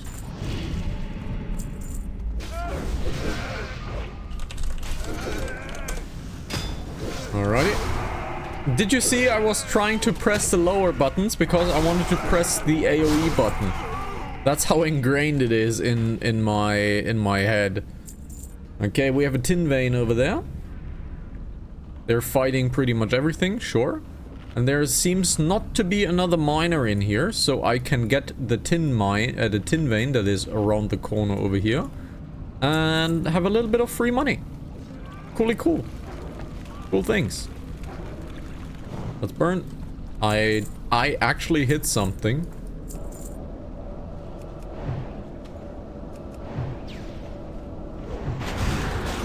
Alrighty. There is a tin vein over there. There it is. Let's get this over here. There seems to be no other miner, so let's mine the hell out of the tin vein. Very cool. And it's now yellow. We're reaching 100. 100 would be nice. We actually need 125. That's the breaking point where we can get iron. Okay, so let's have a... They have not been pulled. Cool. They have not been pulled, so we can simply focus on critting the enemy. Very cool. And we have turned into a one-button class, as you can see. And we have aggro because warrior tank is awful. Paladin tank is awful too. But warrior tank is even more awful in dungeons, that is. And I am the tank, as you can see. I am the highest and biggest of all tanks. And he can only hold aggro just by taunting the enemy. And there we go.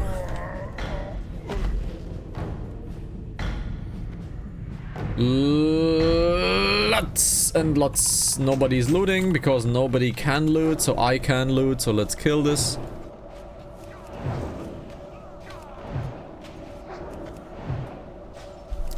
Alrighty, there's another ore over the corner, but it's copper. But I'll take it because money is money, right? Copper is actually worth a lot of money. I need Anna. So these are normal enemies. I'm not bothering with normal enemies. Enemies. Now this is more what it should be like. Get this over here. I, of course, pressed the wrong button. Now we have a little bit more guests. Another guest is arriving. There he is. There is our guest. And the guest has arrived. We have a normal guest that is arriving. And I am very much out of mana. So since I'm very much out of mana... Well... Oh, it's a 10 actually. Cool. It's a 10. And it's looking a little sad. This dungeon is actually improved in the turtle version. Turtle actually improved every single dungeon in the game, and this version of Dead Mines is the real version of Dead Mines, and it's just sad. It's just a sad dungeon. There's not much happening. There's not many bosses. The loot is bad. The enemies are bad. This is a sad dungeon. This is a sad dungeon.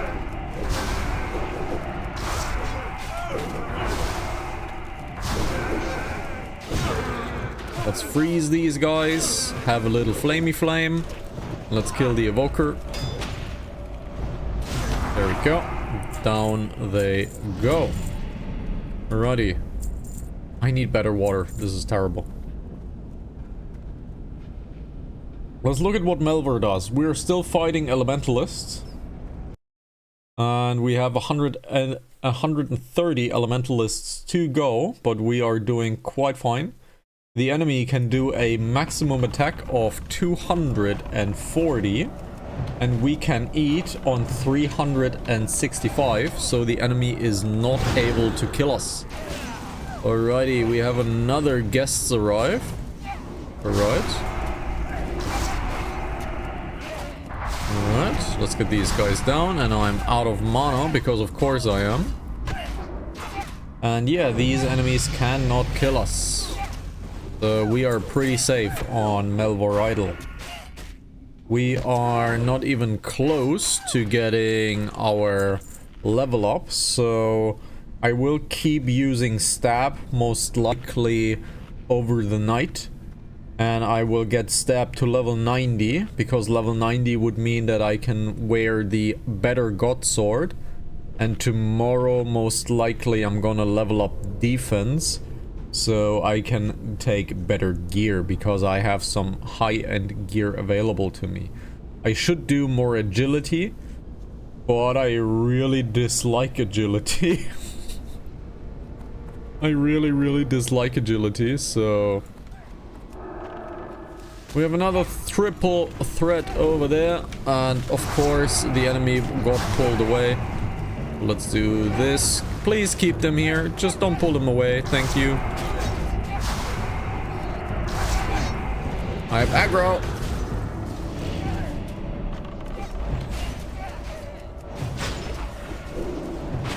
Yeah. Melvor Idol. Very cool game. Get it if it's on sale. Don't pay the full price, really. Get it on sale. Be a patient gamer. Reddit.com/r/patient-gamer. Very much recommended, the patient gamer subreddit, because they tell you about the best deals when it comes to video games. So you can get your games very cheaply. Which I, more than fishing. No. I hate fishing in video games so badly. And we have to do it. Not on Windy, not on Avia, but we have to do it on Chidorí. Because she needs to have fishing, unfortunately. That is a good-ass rope. That is a good-ass rope. And someone is going to take it. The healer is going to take it. Let's inspect him. Yeah, sure, take it. I'm not a ninja. Take it. I'm not a ninja, just take it.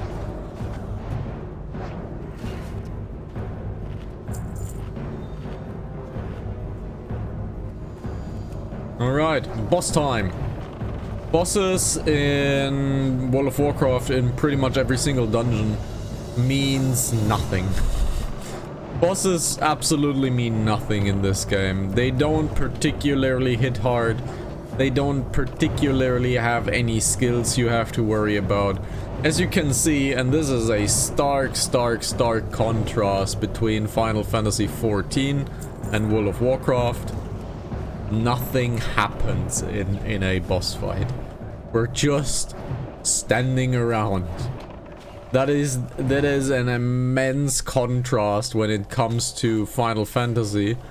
In Final Fantasy, you can't just stand around. You actually have to do stuff. In this game, boss fights amount to bigger trash mob. They all amount to bigger trash mob, really. So, yeah.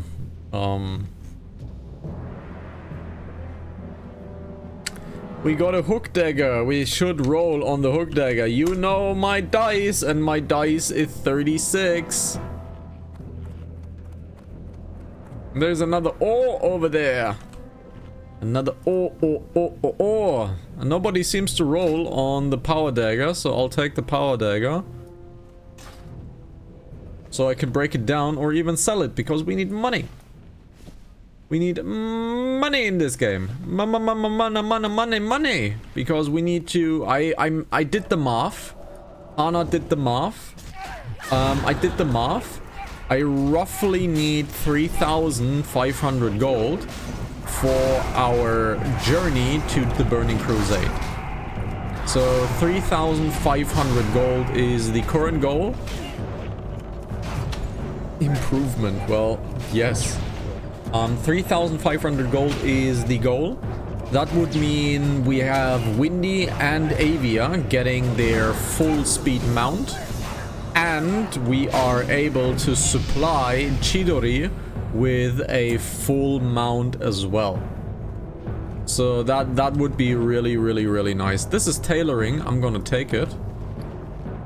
And we didn't win. We rolled a 12. We lost to a 35. We lost to a 35. See? Something we need and we roll a 12.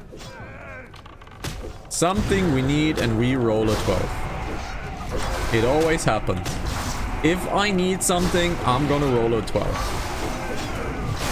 And I'm gonna die. Am I dying? Ooh, I got a shield. I got a shield. I got a shield. I got a heal. Holy crap. That was Miroslav. That was maximum Miroslav. That was maximum Miroslav. Yikes. If I didn't drink my pot, I would have been dead. If I didn't drink my pot, I would have been a goner. Ooh. Ooh. That was terrible. Ooh, eagle pants. Oh, I have better pants. Eagle pants, good, but way too low. Sad. That was Miroslav. I did not like that one.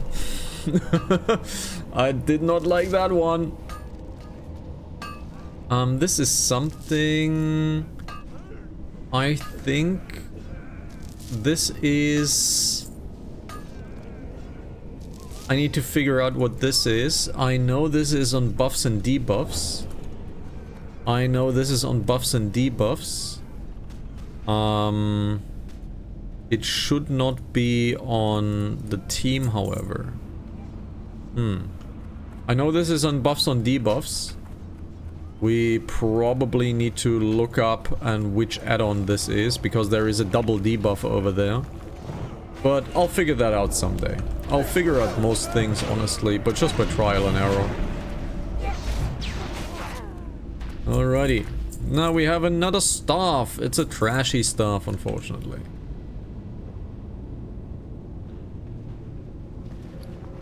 Did we win anything else so far? We did not. We did not get anything else so far, so far, so far. We did not get the stuff. Dot, dot, dot, dot, dot, dot, dot. Alrighty. Let's be a good mage, let's sheep something. Let's be a good mage, let's sheep something.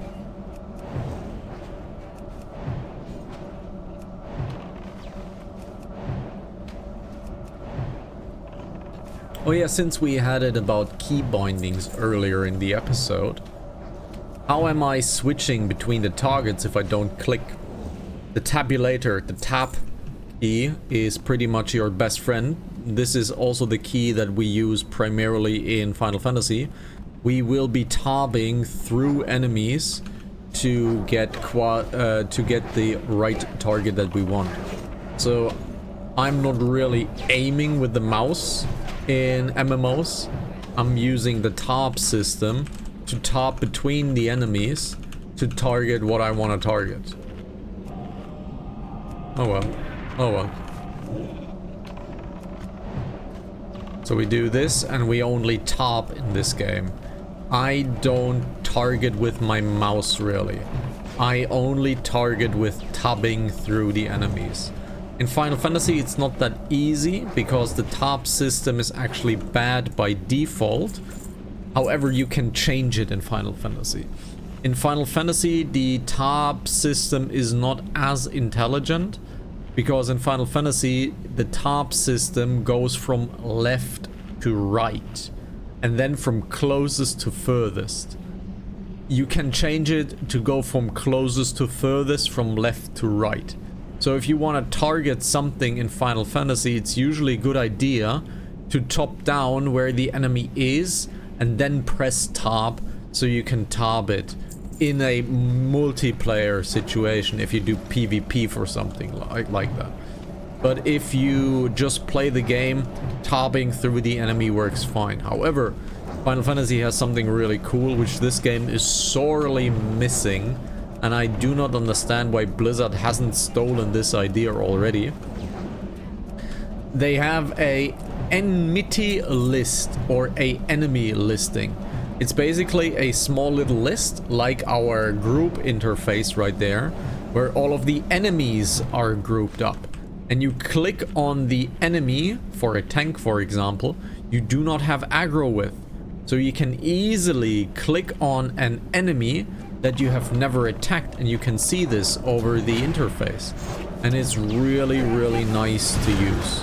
Like, really nice to use. And I can't fathom why World of Warcraft didn't already steal this idea of a enemy list. There we go. Can we... No, we can't eat food. We can't eat zombies food! Alrighty, now we are super We are super duper so let's take a double drink so we are full of mana for the next fight, because a boss fight is coming up. But as we know, boss fights in this game are basically huge trash mobs. Boss fights in these dungeons are, well, they're not even trash. The trash is too high quality to the boss fights in this game. In Final Fantasy, Sastasha is amazing. It's the first dungeon in Final Fantasy 14, and Sastasha is just incredible. It's miles and leagues beyond this. It's not even funny. It's not even funny how much better this actually is in Final Fantasy. I'm getting kinda tired, but we're still playing. We're still gonna play. However, after Dead Mines, we'll do a little bit of management, I think, or we do another quest in Red Ridge, and then we're gonna switch to After Dark, most likely, and we're gonna stream with a little bit of music. Experience-wise, we have reached the part of pure elite enemies. The Foundry is the part of pure elite enemies, and now the experience should yield us probably to a fifth. A fifth sounds pretty solid. A fifth sounds pretty solid as our experience target. There we go. Attack this guy, please. So once we reach a fifth of level 20, a fifth of level 20. I have an idea. And that only works because we're a mage. As a mage, we can teleport into different cities, correct? Well, there is an area that I have actually never quested in. And that's Ashenvale. And Ashenvale is the level 20 questing area from the Night Elves. I have actually never quested in there. And I have the hiccups. So it might be interesting to go to Ashenvale and try the quests in Ashenvale. I've never really quested in Ashenvale, so that might be interesting. Can't see the freaking enemy. I'm a gnome. I'm too small. Everybody's attacking Gilneed. I'm the only one attacking Skull. No, everybody's attacking Skull now. Okay. Alrighty, so let's go to Gilneed. And Gilneed can drop a ring. This ring is really strong. I want that ring. However, the healer most likely wants this too. And the hunter is gonna roll on it as well. I really want the ring. That can drop here. Let's see if we're lucky. And the ring dropped. And we drop a Okay, what's the deal? The healer, of course, rolled. And it's an important item, so we're not getting it. 3, 2, 1, please roll. Are we getting it? Are we not getting it? We got it! Impressive! We got the ring! Finally!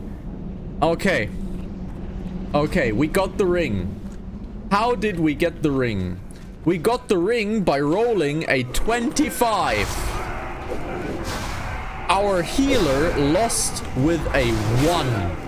Our healer rolled a 1. Out of 100, he rolled a 1. So he absolutely sucked that roll. He rolled a 1. Oh well.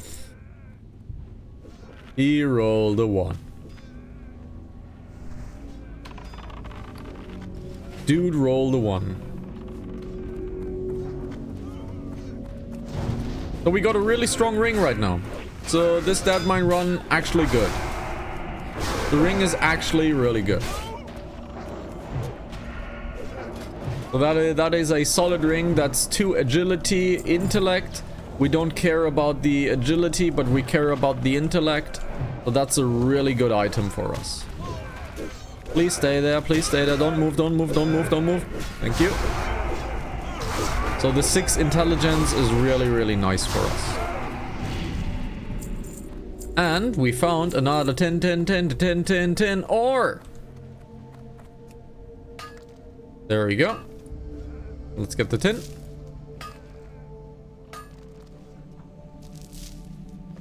Let's get the blast powder of the gun.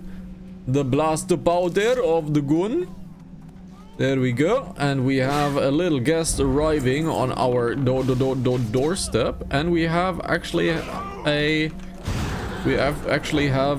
rogue that leveled up his lockpicking skill. Interesting. So I will take that powder home. I will take that powder home. I'll put it in a box, and then it will spontaneously explode and destroy my house.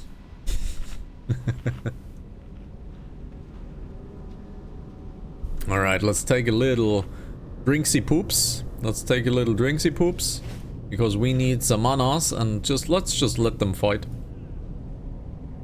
We need mana. Our skilling is okay. We're currently skilling into pure damage. Not so sure if that's the right way to level here, but we are going for full damage. This technically has a better stud upgrade. However, it's 6 levels old. So I'm not stealing that item for 1 extra stat, really. That is unfair to the group. There we go. Killy kill. Inventory wise, we're looking decent. So there can be a staff. If we look into the dead mines and we go into Edwin Van Cleef. Edwin Van Cleef can drop a staff? No? There it is. Captain Greenscreen. Right. Captain Greenskin can drop a staff. That's his only blue drop, and the staff is really nice. The staff is nice because it has 5 stamina on it. Yes, we would be losing quite a lot of spirit if we look into this. We'll be losing 6 spirit. However, we would be gaining 5 stamina and 3 intelligence. So that is a really, really good staff. Let's look into our priest. And our priest does not have it either. So the priest is most likely rolling on it too. So we're pulling back, which is the intelligent thing to do. And let's keep on attacking.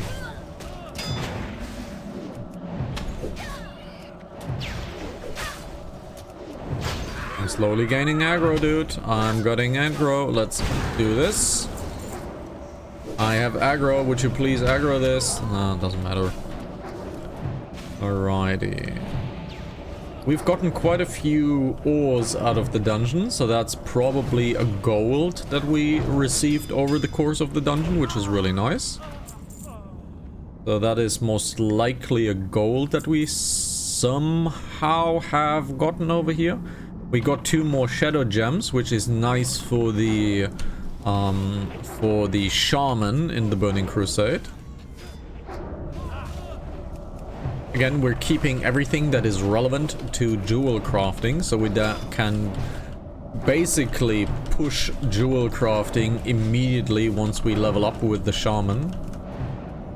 Which I'm, by the way, really looking forward to, leveling the Burning Crusade.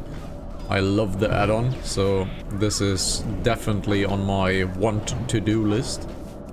So this winter will be a really nice time to do this.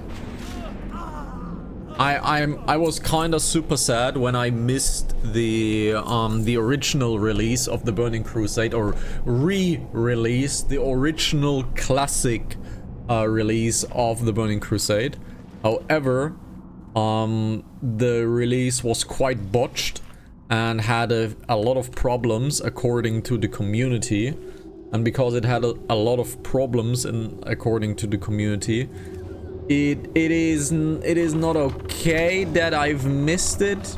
It's not okay, but I'm happy that I am able to get a new chance to play it.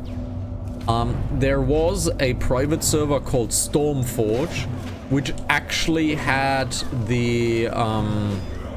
had a progressive classic style, the Burning Crusade experience. So that was really, really cool, and I raided Karazhan in this. So that was really, really dope. However, the server seems to be offline. If I look into Stormforge... No, it's online again. Interesting. So Stormforge is actually online again. Funny. Quite funny.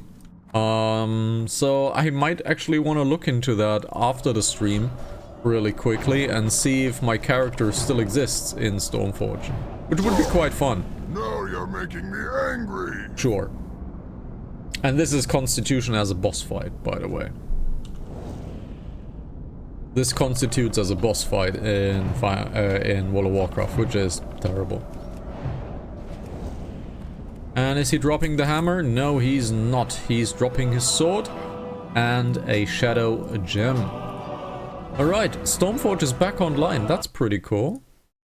Alright. Stormforge was pretty cool. They tried to do a hard version of the Burning Crusade. Basically, they turned up the multipliers of the boss fights. It became kind of ridiculous. It became kind of stupid at some point. But it was quite fun.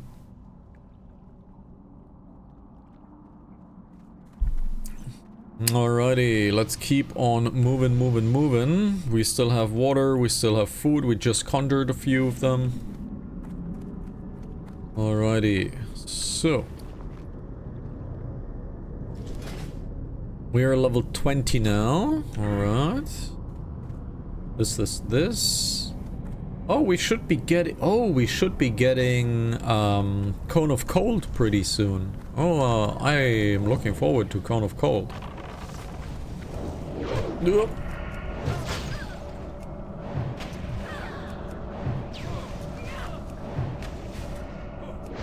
bombard this guy. Very good, well done. We are actually fighting a different enemy right now. We're fighting the Necromancer in Melvor. Interesting. Did we get any relevant loot in Oh, that's that's 2 enemies, so let's do a little bit of a fire moment over there. We actually gained a little bit more loot. We got the Essence of Magic, which is something for the music mod that I installed in Melvor. We got a large horn, ingredient used in herb lore. Interesting. Ooh, these are nice. I'm needing those. Sorry guys, I'm needing those. These are nice. These are nice gloves. Eagle is the best in slot for mages. It's intelligence, stamina. These things are the best in slots. And this was a gain of 4 stats. So this is a good glove. This is a good glove. Very nice. Ooh, mana potion. Oh, mana potion. So let's sort the rune helmet. Let's sort the essence of magic in our crafting box. We got a few trouts. Let's get this into food, and this is an ingredient used in herb lore. Let's get this into crafting herb lore. Alrighty, let's turn back our attention to fighting in Melvor. Our mage is full, so let's increase the fighting. Alrighty, let's burn the enemies. Oh, that's a lot of enemies. That's actually a lot of enemies. I dislike this. There's a lot of damage incoming. I am getting pummeled. Let's have our mouse. Let's heal. Oh. Let's save the mana, save the mana. I'm getting a heal. Let's grill this guy. Yikes. Yikes.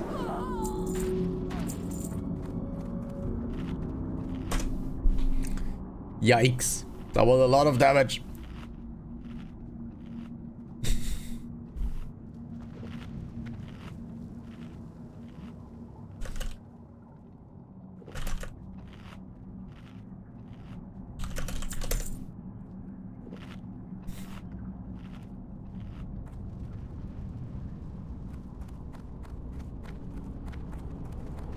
Alrighty. Let's keep on moving. We still need Gilneed. We still need the Gilneed drop. That would be the staff. The staff would be best in slot for quite a while. So getting the staff would be really nice. Oh, it's not Gilneed, it's Greenskin. And Cookie is the only one who drops a pet. So the Siamese would be quite cool to have. We also need to check our auction house because we have sold a few things.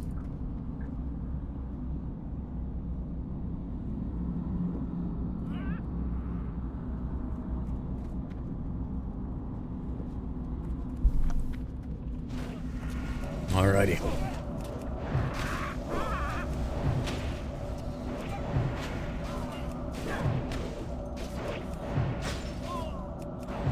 I hope you're enjoying the content.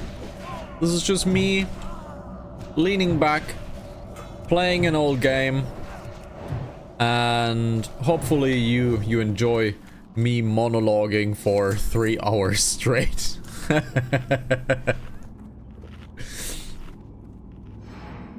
There you go. I've been told that I make good bed content, that people watch my content while going to sleep, and I talk them to sleep because I'm that boring. So I've been told I make good bed content.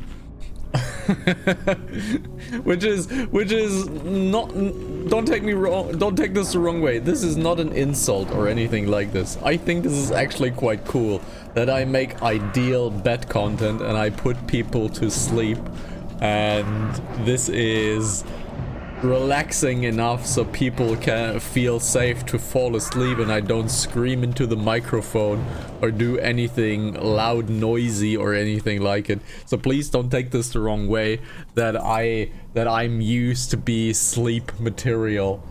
So however, I am out of homebrew, so for after dark we definitely need to get a new drink because this one is empty.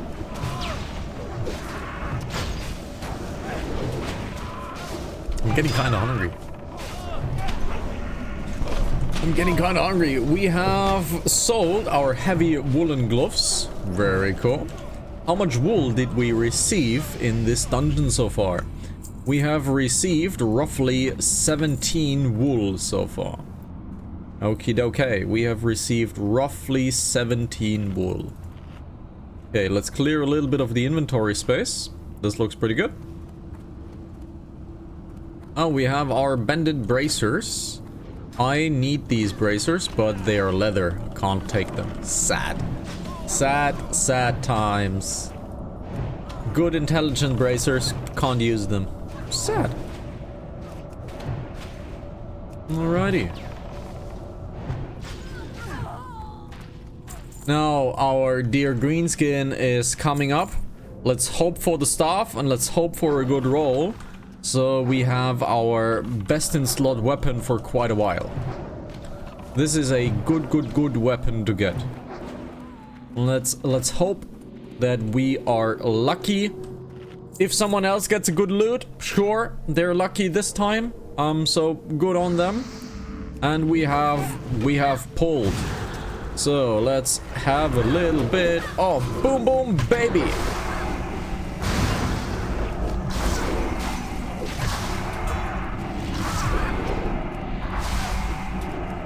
Little bit of boom boom baby.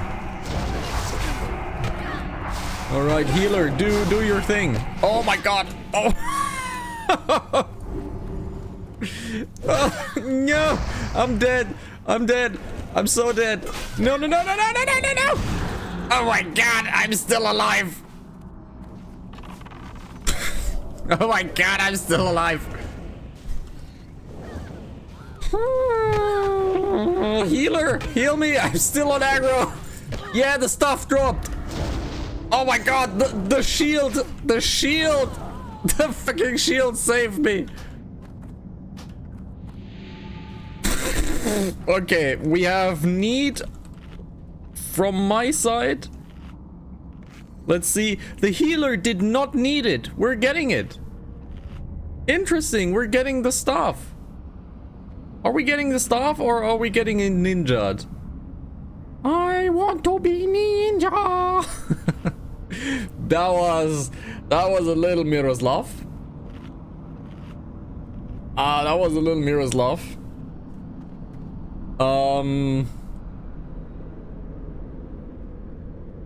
So what?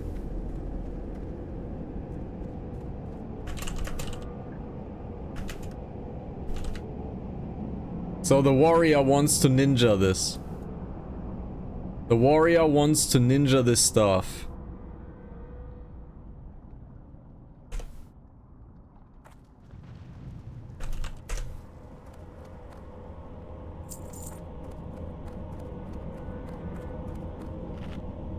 The warrior wants to ninja a mage staff. What a dickhead. Let's ignore the player. Ignore. Let's ignore Macho Boy. Let's put him directly on the blacklist. Let's put him directly to the blacklist. Ignore player. Ignore player. This one was not a mistake, so let's get Dutchy back in. Let's ignore this guy. The warrior wanted to roll on a mage staff. What an idiot. However, we have it. We're happy. So let's do this. What an idiot. We have a good staff now. Happy days. Good stuff.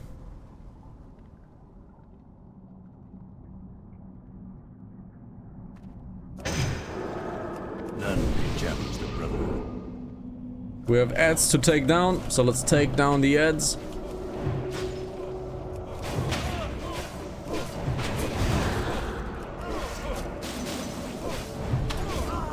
So this staff is incredibly good for warrior because it has intelligence and spirit. Everything that he does not need. What a pro. What a pro gamer, right? Loud talk, all of you. Now the ads are coming in. No, the ads are coming in 33%. There they are. I am super out of mana, so let's take the mana pot. Let's freeze them. I'm still out of mana, so I'm super ohm. We can't do anything. I'm super duper ohm.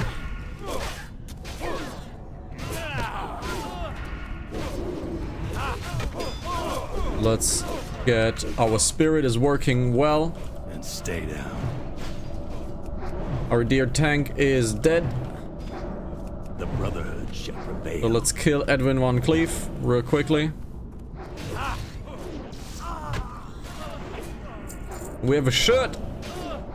We have a cloth shirt. That's actually a really good one. Actually a really good one. Lots of regeneration. So let's see if we can get it.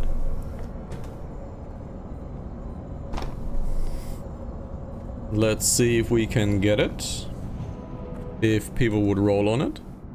The healer, of course, is rolling. That's also a good item for the healer. So let's see who wins it. And I won it. Nice. Well done. Good. Now we have cookie to do. Now there is cookie to do. Let's see if we die this time with cookie. Let's see if we can survive. Where is cookie?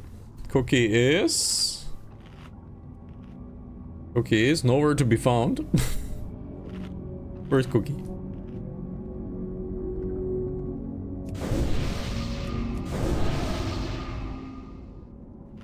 Oh, we don't have any mana left. Let's see, where is cookie? Where is... Oh, there he is.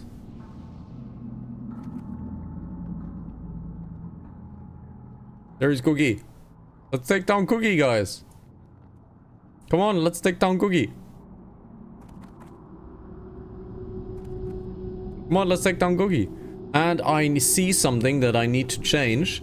If you look into the unit frame right here, it says 2.9k. I actually want this to be the full value. I actually want this to say the full amount of health the enemy has. So... apparently we're not doing Cookie. Apparently we're not doing Cookie, so we're leaving. Are we? We're doing Cookie. Okay, we're not doing Cookie. Are we doing Cookie? Okay, we're doing Cookie. Oh, well. Yeah, there he goes. We're doing Cookie. Alright, let's see if the pet drops. There's Cookie. Cookie's coming. I need to change this because this does not say the full value. And I want this to say the full value. Because I don't like the number 1.4k. I want it to be 1,400.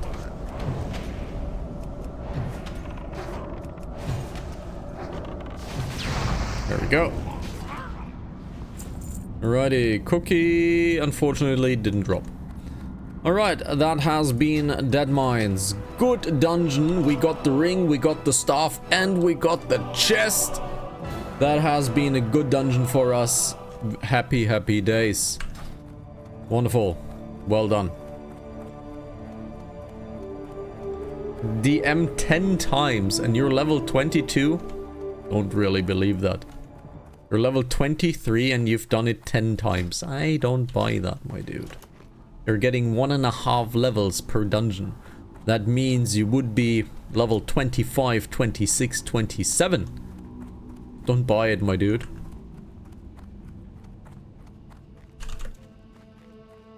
Don't buy it, my dude. However, what I'm seeing here is a copper and is a copper. So let's get our copper. This is money. There we go. Wonderful. That is 2 more ores to take. And there's another ore to take. We actually can't take this ore because it is inside of the mines. But this ore we can take. There should be an ore right around the corner. Let's see. And there is. Wonderful. Alrighty, we need to do a lot of inventory management. So that means definitely taking a road back to Stormwind. We need to do anyways because we have our class skills to learn and we have our teleports to learn. And once we've done this, we're most likely gonna switch to After Dark Hana. Most likely. Are we calling it, what are we calling it? Are we calling it After Dark Hana? Because After Dark usually has a very different meaning. Usually has a very, very different meaning. Actually, no. After Dark only means adult. It doesn't have anything to do with the connotation of being the plus 18 part of adult.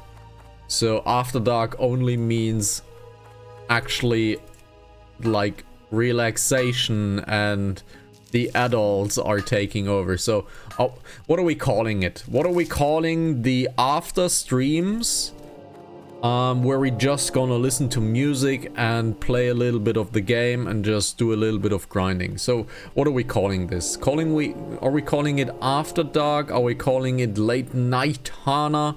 Well, what are we calling it? Late Night Hana would actually be quite cool. That actually would be quite cool, calling it Late Night Hana.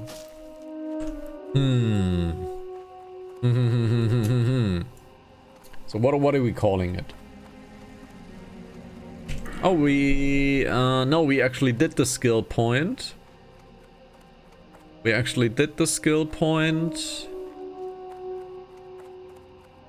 Alright. Alrighty, so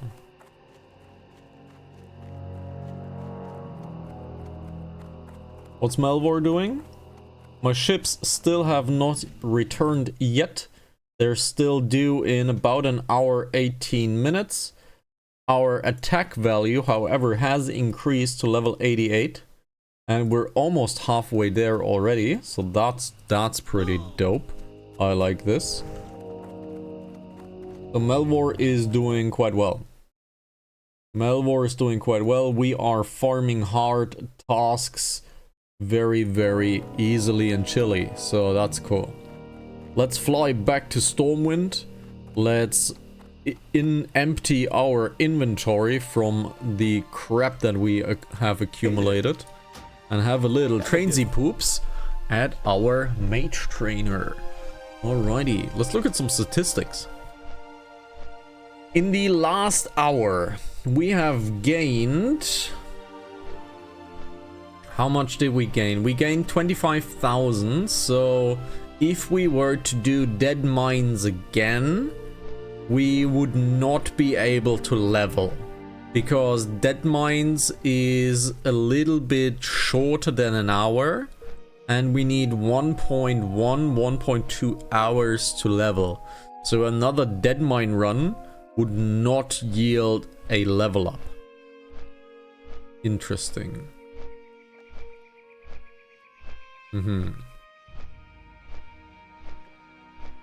Quite interesting. Total time played is currently 1 day, 2 hours. So we're playing 26 hours on this character ever since creation. However, that also means roughly 1 hour standing around in Stormwind doing nothing. Lots of travel time and re-leveling the mining ability. So yeah. So this character roughly has 16 hours of gameplay time to it. Roughly, a little bit more maybe. So it's not too bad. It's slow, yes, but it's not too bad. I've been taking it quite slow. I've focused on like leveling jobs and all of that stuff. So yeah, I've been leveling quite slow, admittedly. But World of Warcraft is my chill game. This is what I do to chill. How are you? So I don't wanna power level anything. So let's do this. We have soulbound this, soulbound this, soulbound this, sell, sell, sell. Sell this. Sell this. Keep this. This needs to be checked. Sell this. Right, ding, ding, ding, ding, ding, ding, ding. Safe Everything travel. here is good. We have reached the 10 gold. Yay! We have reached the 10 gold. We need 100 gold to level 40. If we reach level 40, we need 100 gold. And we have sold 2 more things. We are on 11 gold. Hello there. That's a lot of money, baby. Let's put in... Good day to you. Let's put in our Shadow Gem and our Lustrous Illuminous Pearl. See you later. There we go. This is a quest item, so quest items can go over here. Let's visit our trainer. Before we visit our trainer, however, let's do a little shoppy shop and see if we can buy an improvement. Specifically, the bracers. The bracers are terrible. The bracers are absolutely terrible. We have sold the heavy woolen gloves. We still haven't sold the parrot, but I don't expect the parrot to be sold. So let's get... weapons we don't need to look at. Let's look into miscellaneous. Level 15, usable. And there is a few things that are pretty cool, but way too expensive. Way too expensive. This technically has 3 stamina we could buy. So that would be a nice filler for stamina. So let's see. We have this. This is offhand. So I just want to have finger, please. I just want to have finger, please. But the prices are way too high. We might buy one of these rings. Just to infuse stamina into the slot. But honestly, we don't really need it. We shouldn't spend the money, honestly. This is nature resistance, arcane resistance. This is all whatever. This is all whatever. Let's look into here. Everything is overpriced. What do we have here? Arcane resistance, fire resistance, frost resistance. Everything bad, bad, bad, bad, bad. So we don't need any of these. Cloth. Let's look into wrists. Let's look into wrists. And we are looking at item level. Because item level is our most determining factor. And we have wrists over here. Arcane spell damage. That's unfortunate. So that is very expensive. Everything here is very expensive. These are nice bracers, though. These are very nice bracers. Hey, these are pretty good. 33. These are very good. I'm gonna take these. We have the money, so let's take 33. So we have decent bracers. Let's look into shoulders. We have the Magician's Mantle, which is one of the best items in the game. But you can see the price. The price says no. Let's look into items. Our belt needs an upgrade. Let's look into waist. There is a belt. Way too expensive. Everything else is way too expensive. This is quite cheap. It's fire spell damage, unfortunately. Okay. Not good, not good, not good. Is there an eagle to buy? Let's look into eagle. There is eagle to buy. However, it is not worth the price of admission. So we just have a wrist update, which is honestly quite cool. We're fine with this wrist update. Yeah, we're totally fine with this wrist update. Cool. We now have a wrist item as well. Level 21 item level is decently enough. So that's pretty cool. Character is looking pretty fine. We have quite the high spirit amount, which is not too bad, honestly. I would very much like to get all eagle everywhere. But I feel like this is not really possible at this current point. There is a big difference I can immediately tell between, I will reference it again, World of Warcraft and this. Turtle World of Warcraft has like 5 times the population. That means there is 5 times the items in the auction house. And yes, you have big trouble in making money in that server, but if you find a niche, which I have, and I've made a decent amount of money, I've made 160 gold until level 40, which in this case, in this server is a lot of money. I have no trouble making that money here. As we can see, I'm already on 11 gold. However, the items are just not available. Let's look into here. Unavailable. Let's look into here. Conjure Water. Thank you very much. Evocation. Thank you very much. Mana Shield. Yes. Polymorph. Yes. Fireward. Yes. Blizzard. Yes. Frost Armor. Yes. Frostbolt. Hell yeah. That was expensive. That was 1.5 golds. But we have gotten so many new skills. Let's look at it. We have new Conjure Water. We have new Conjure Water. We have only 2 water because we are level 20. This conjures only 2 water. But this 2 water is incredibly strong. This 2 water is incredibly strong. This yields 835 mana. This is double as good as the other mana. As the other water. So this is a really, really, really good water. Let's get Dampen Magic in. Let's get Polymorph rank 2. Let's get the Mana Shield. This is our first big defensive thing that we can do. We have a Fireward, which is another defensive layer that we can use. And we have another Frostbolt available for us. We have another Frostbolt, and this Frostbolt does quite the sexy amount of damage. And we have a new armor as well. Awesome! Now, let's conjure up some more water. And we are on 20 water now, so that's pretty cool. Wonderful. 20 water. Alrighty, we have everything that we need, everything that we have bought. Let's look into our... Oh, we have Evo. We have Evoca. Evoca is... Well, what is Evocation? Well, we are standing still for 8 seconds, but this yields us full mana. And I need my correct hotkey, which is this one. And this yields us full mana.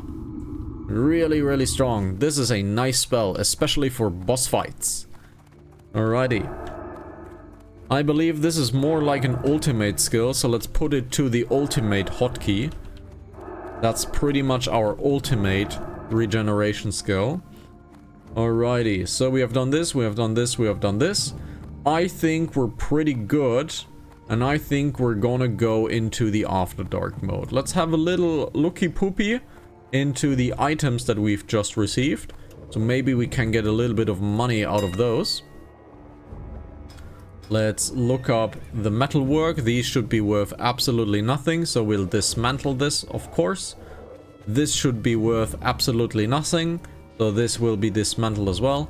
And a hook dagger of power is already in the game, and we are definitely taking it in. However, let's look at the prices. Let's take it down a notch. Let's take it down a notch. And let's ask for 38.99. Let's ask for 38.99 and create an auction. And we will bring this to Avia to disenchant. And everything else is pretty much good to go, I think. And I think we're gonna go ahead and send this over and make an outro so that you guys Need help? can sign off, and we'll go into late night Hana and we're gonna listen to some music. So, thank you very much for watching episode number 4 of World of Warcraft Anniversary Classic, The Road to the Burning Crusade. We had some red in my ridge. Well, this guy is red, this guy hurts like a ton. Yeah, thank you very much for watching. I hope you enjoyed this episode. We're gonna have way more episodes in the future. However, next week will be the last week of general content because Final Fantasy stuff will release. And we're gonna do some Final Fantasy, of course, because I want to do the relic grind. That does not mean that we will not be available for viewing actions Monday through Friday, GMT +1. You can see it start 2015. We're here 5 times a week, sometimes 6 times a week. Who knows? I hope you enjoy this. Take care of yourselves. Have a good little drink. Take some food. Wash your hands and take care. Bye bye.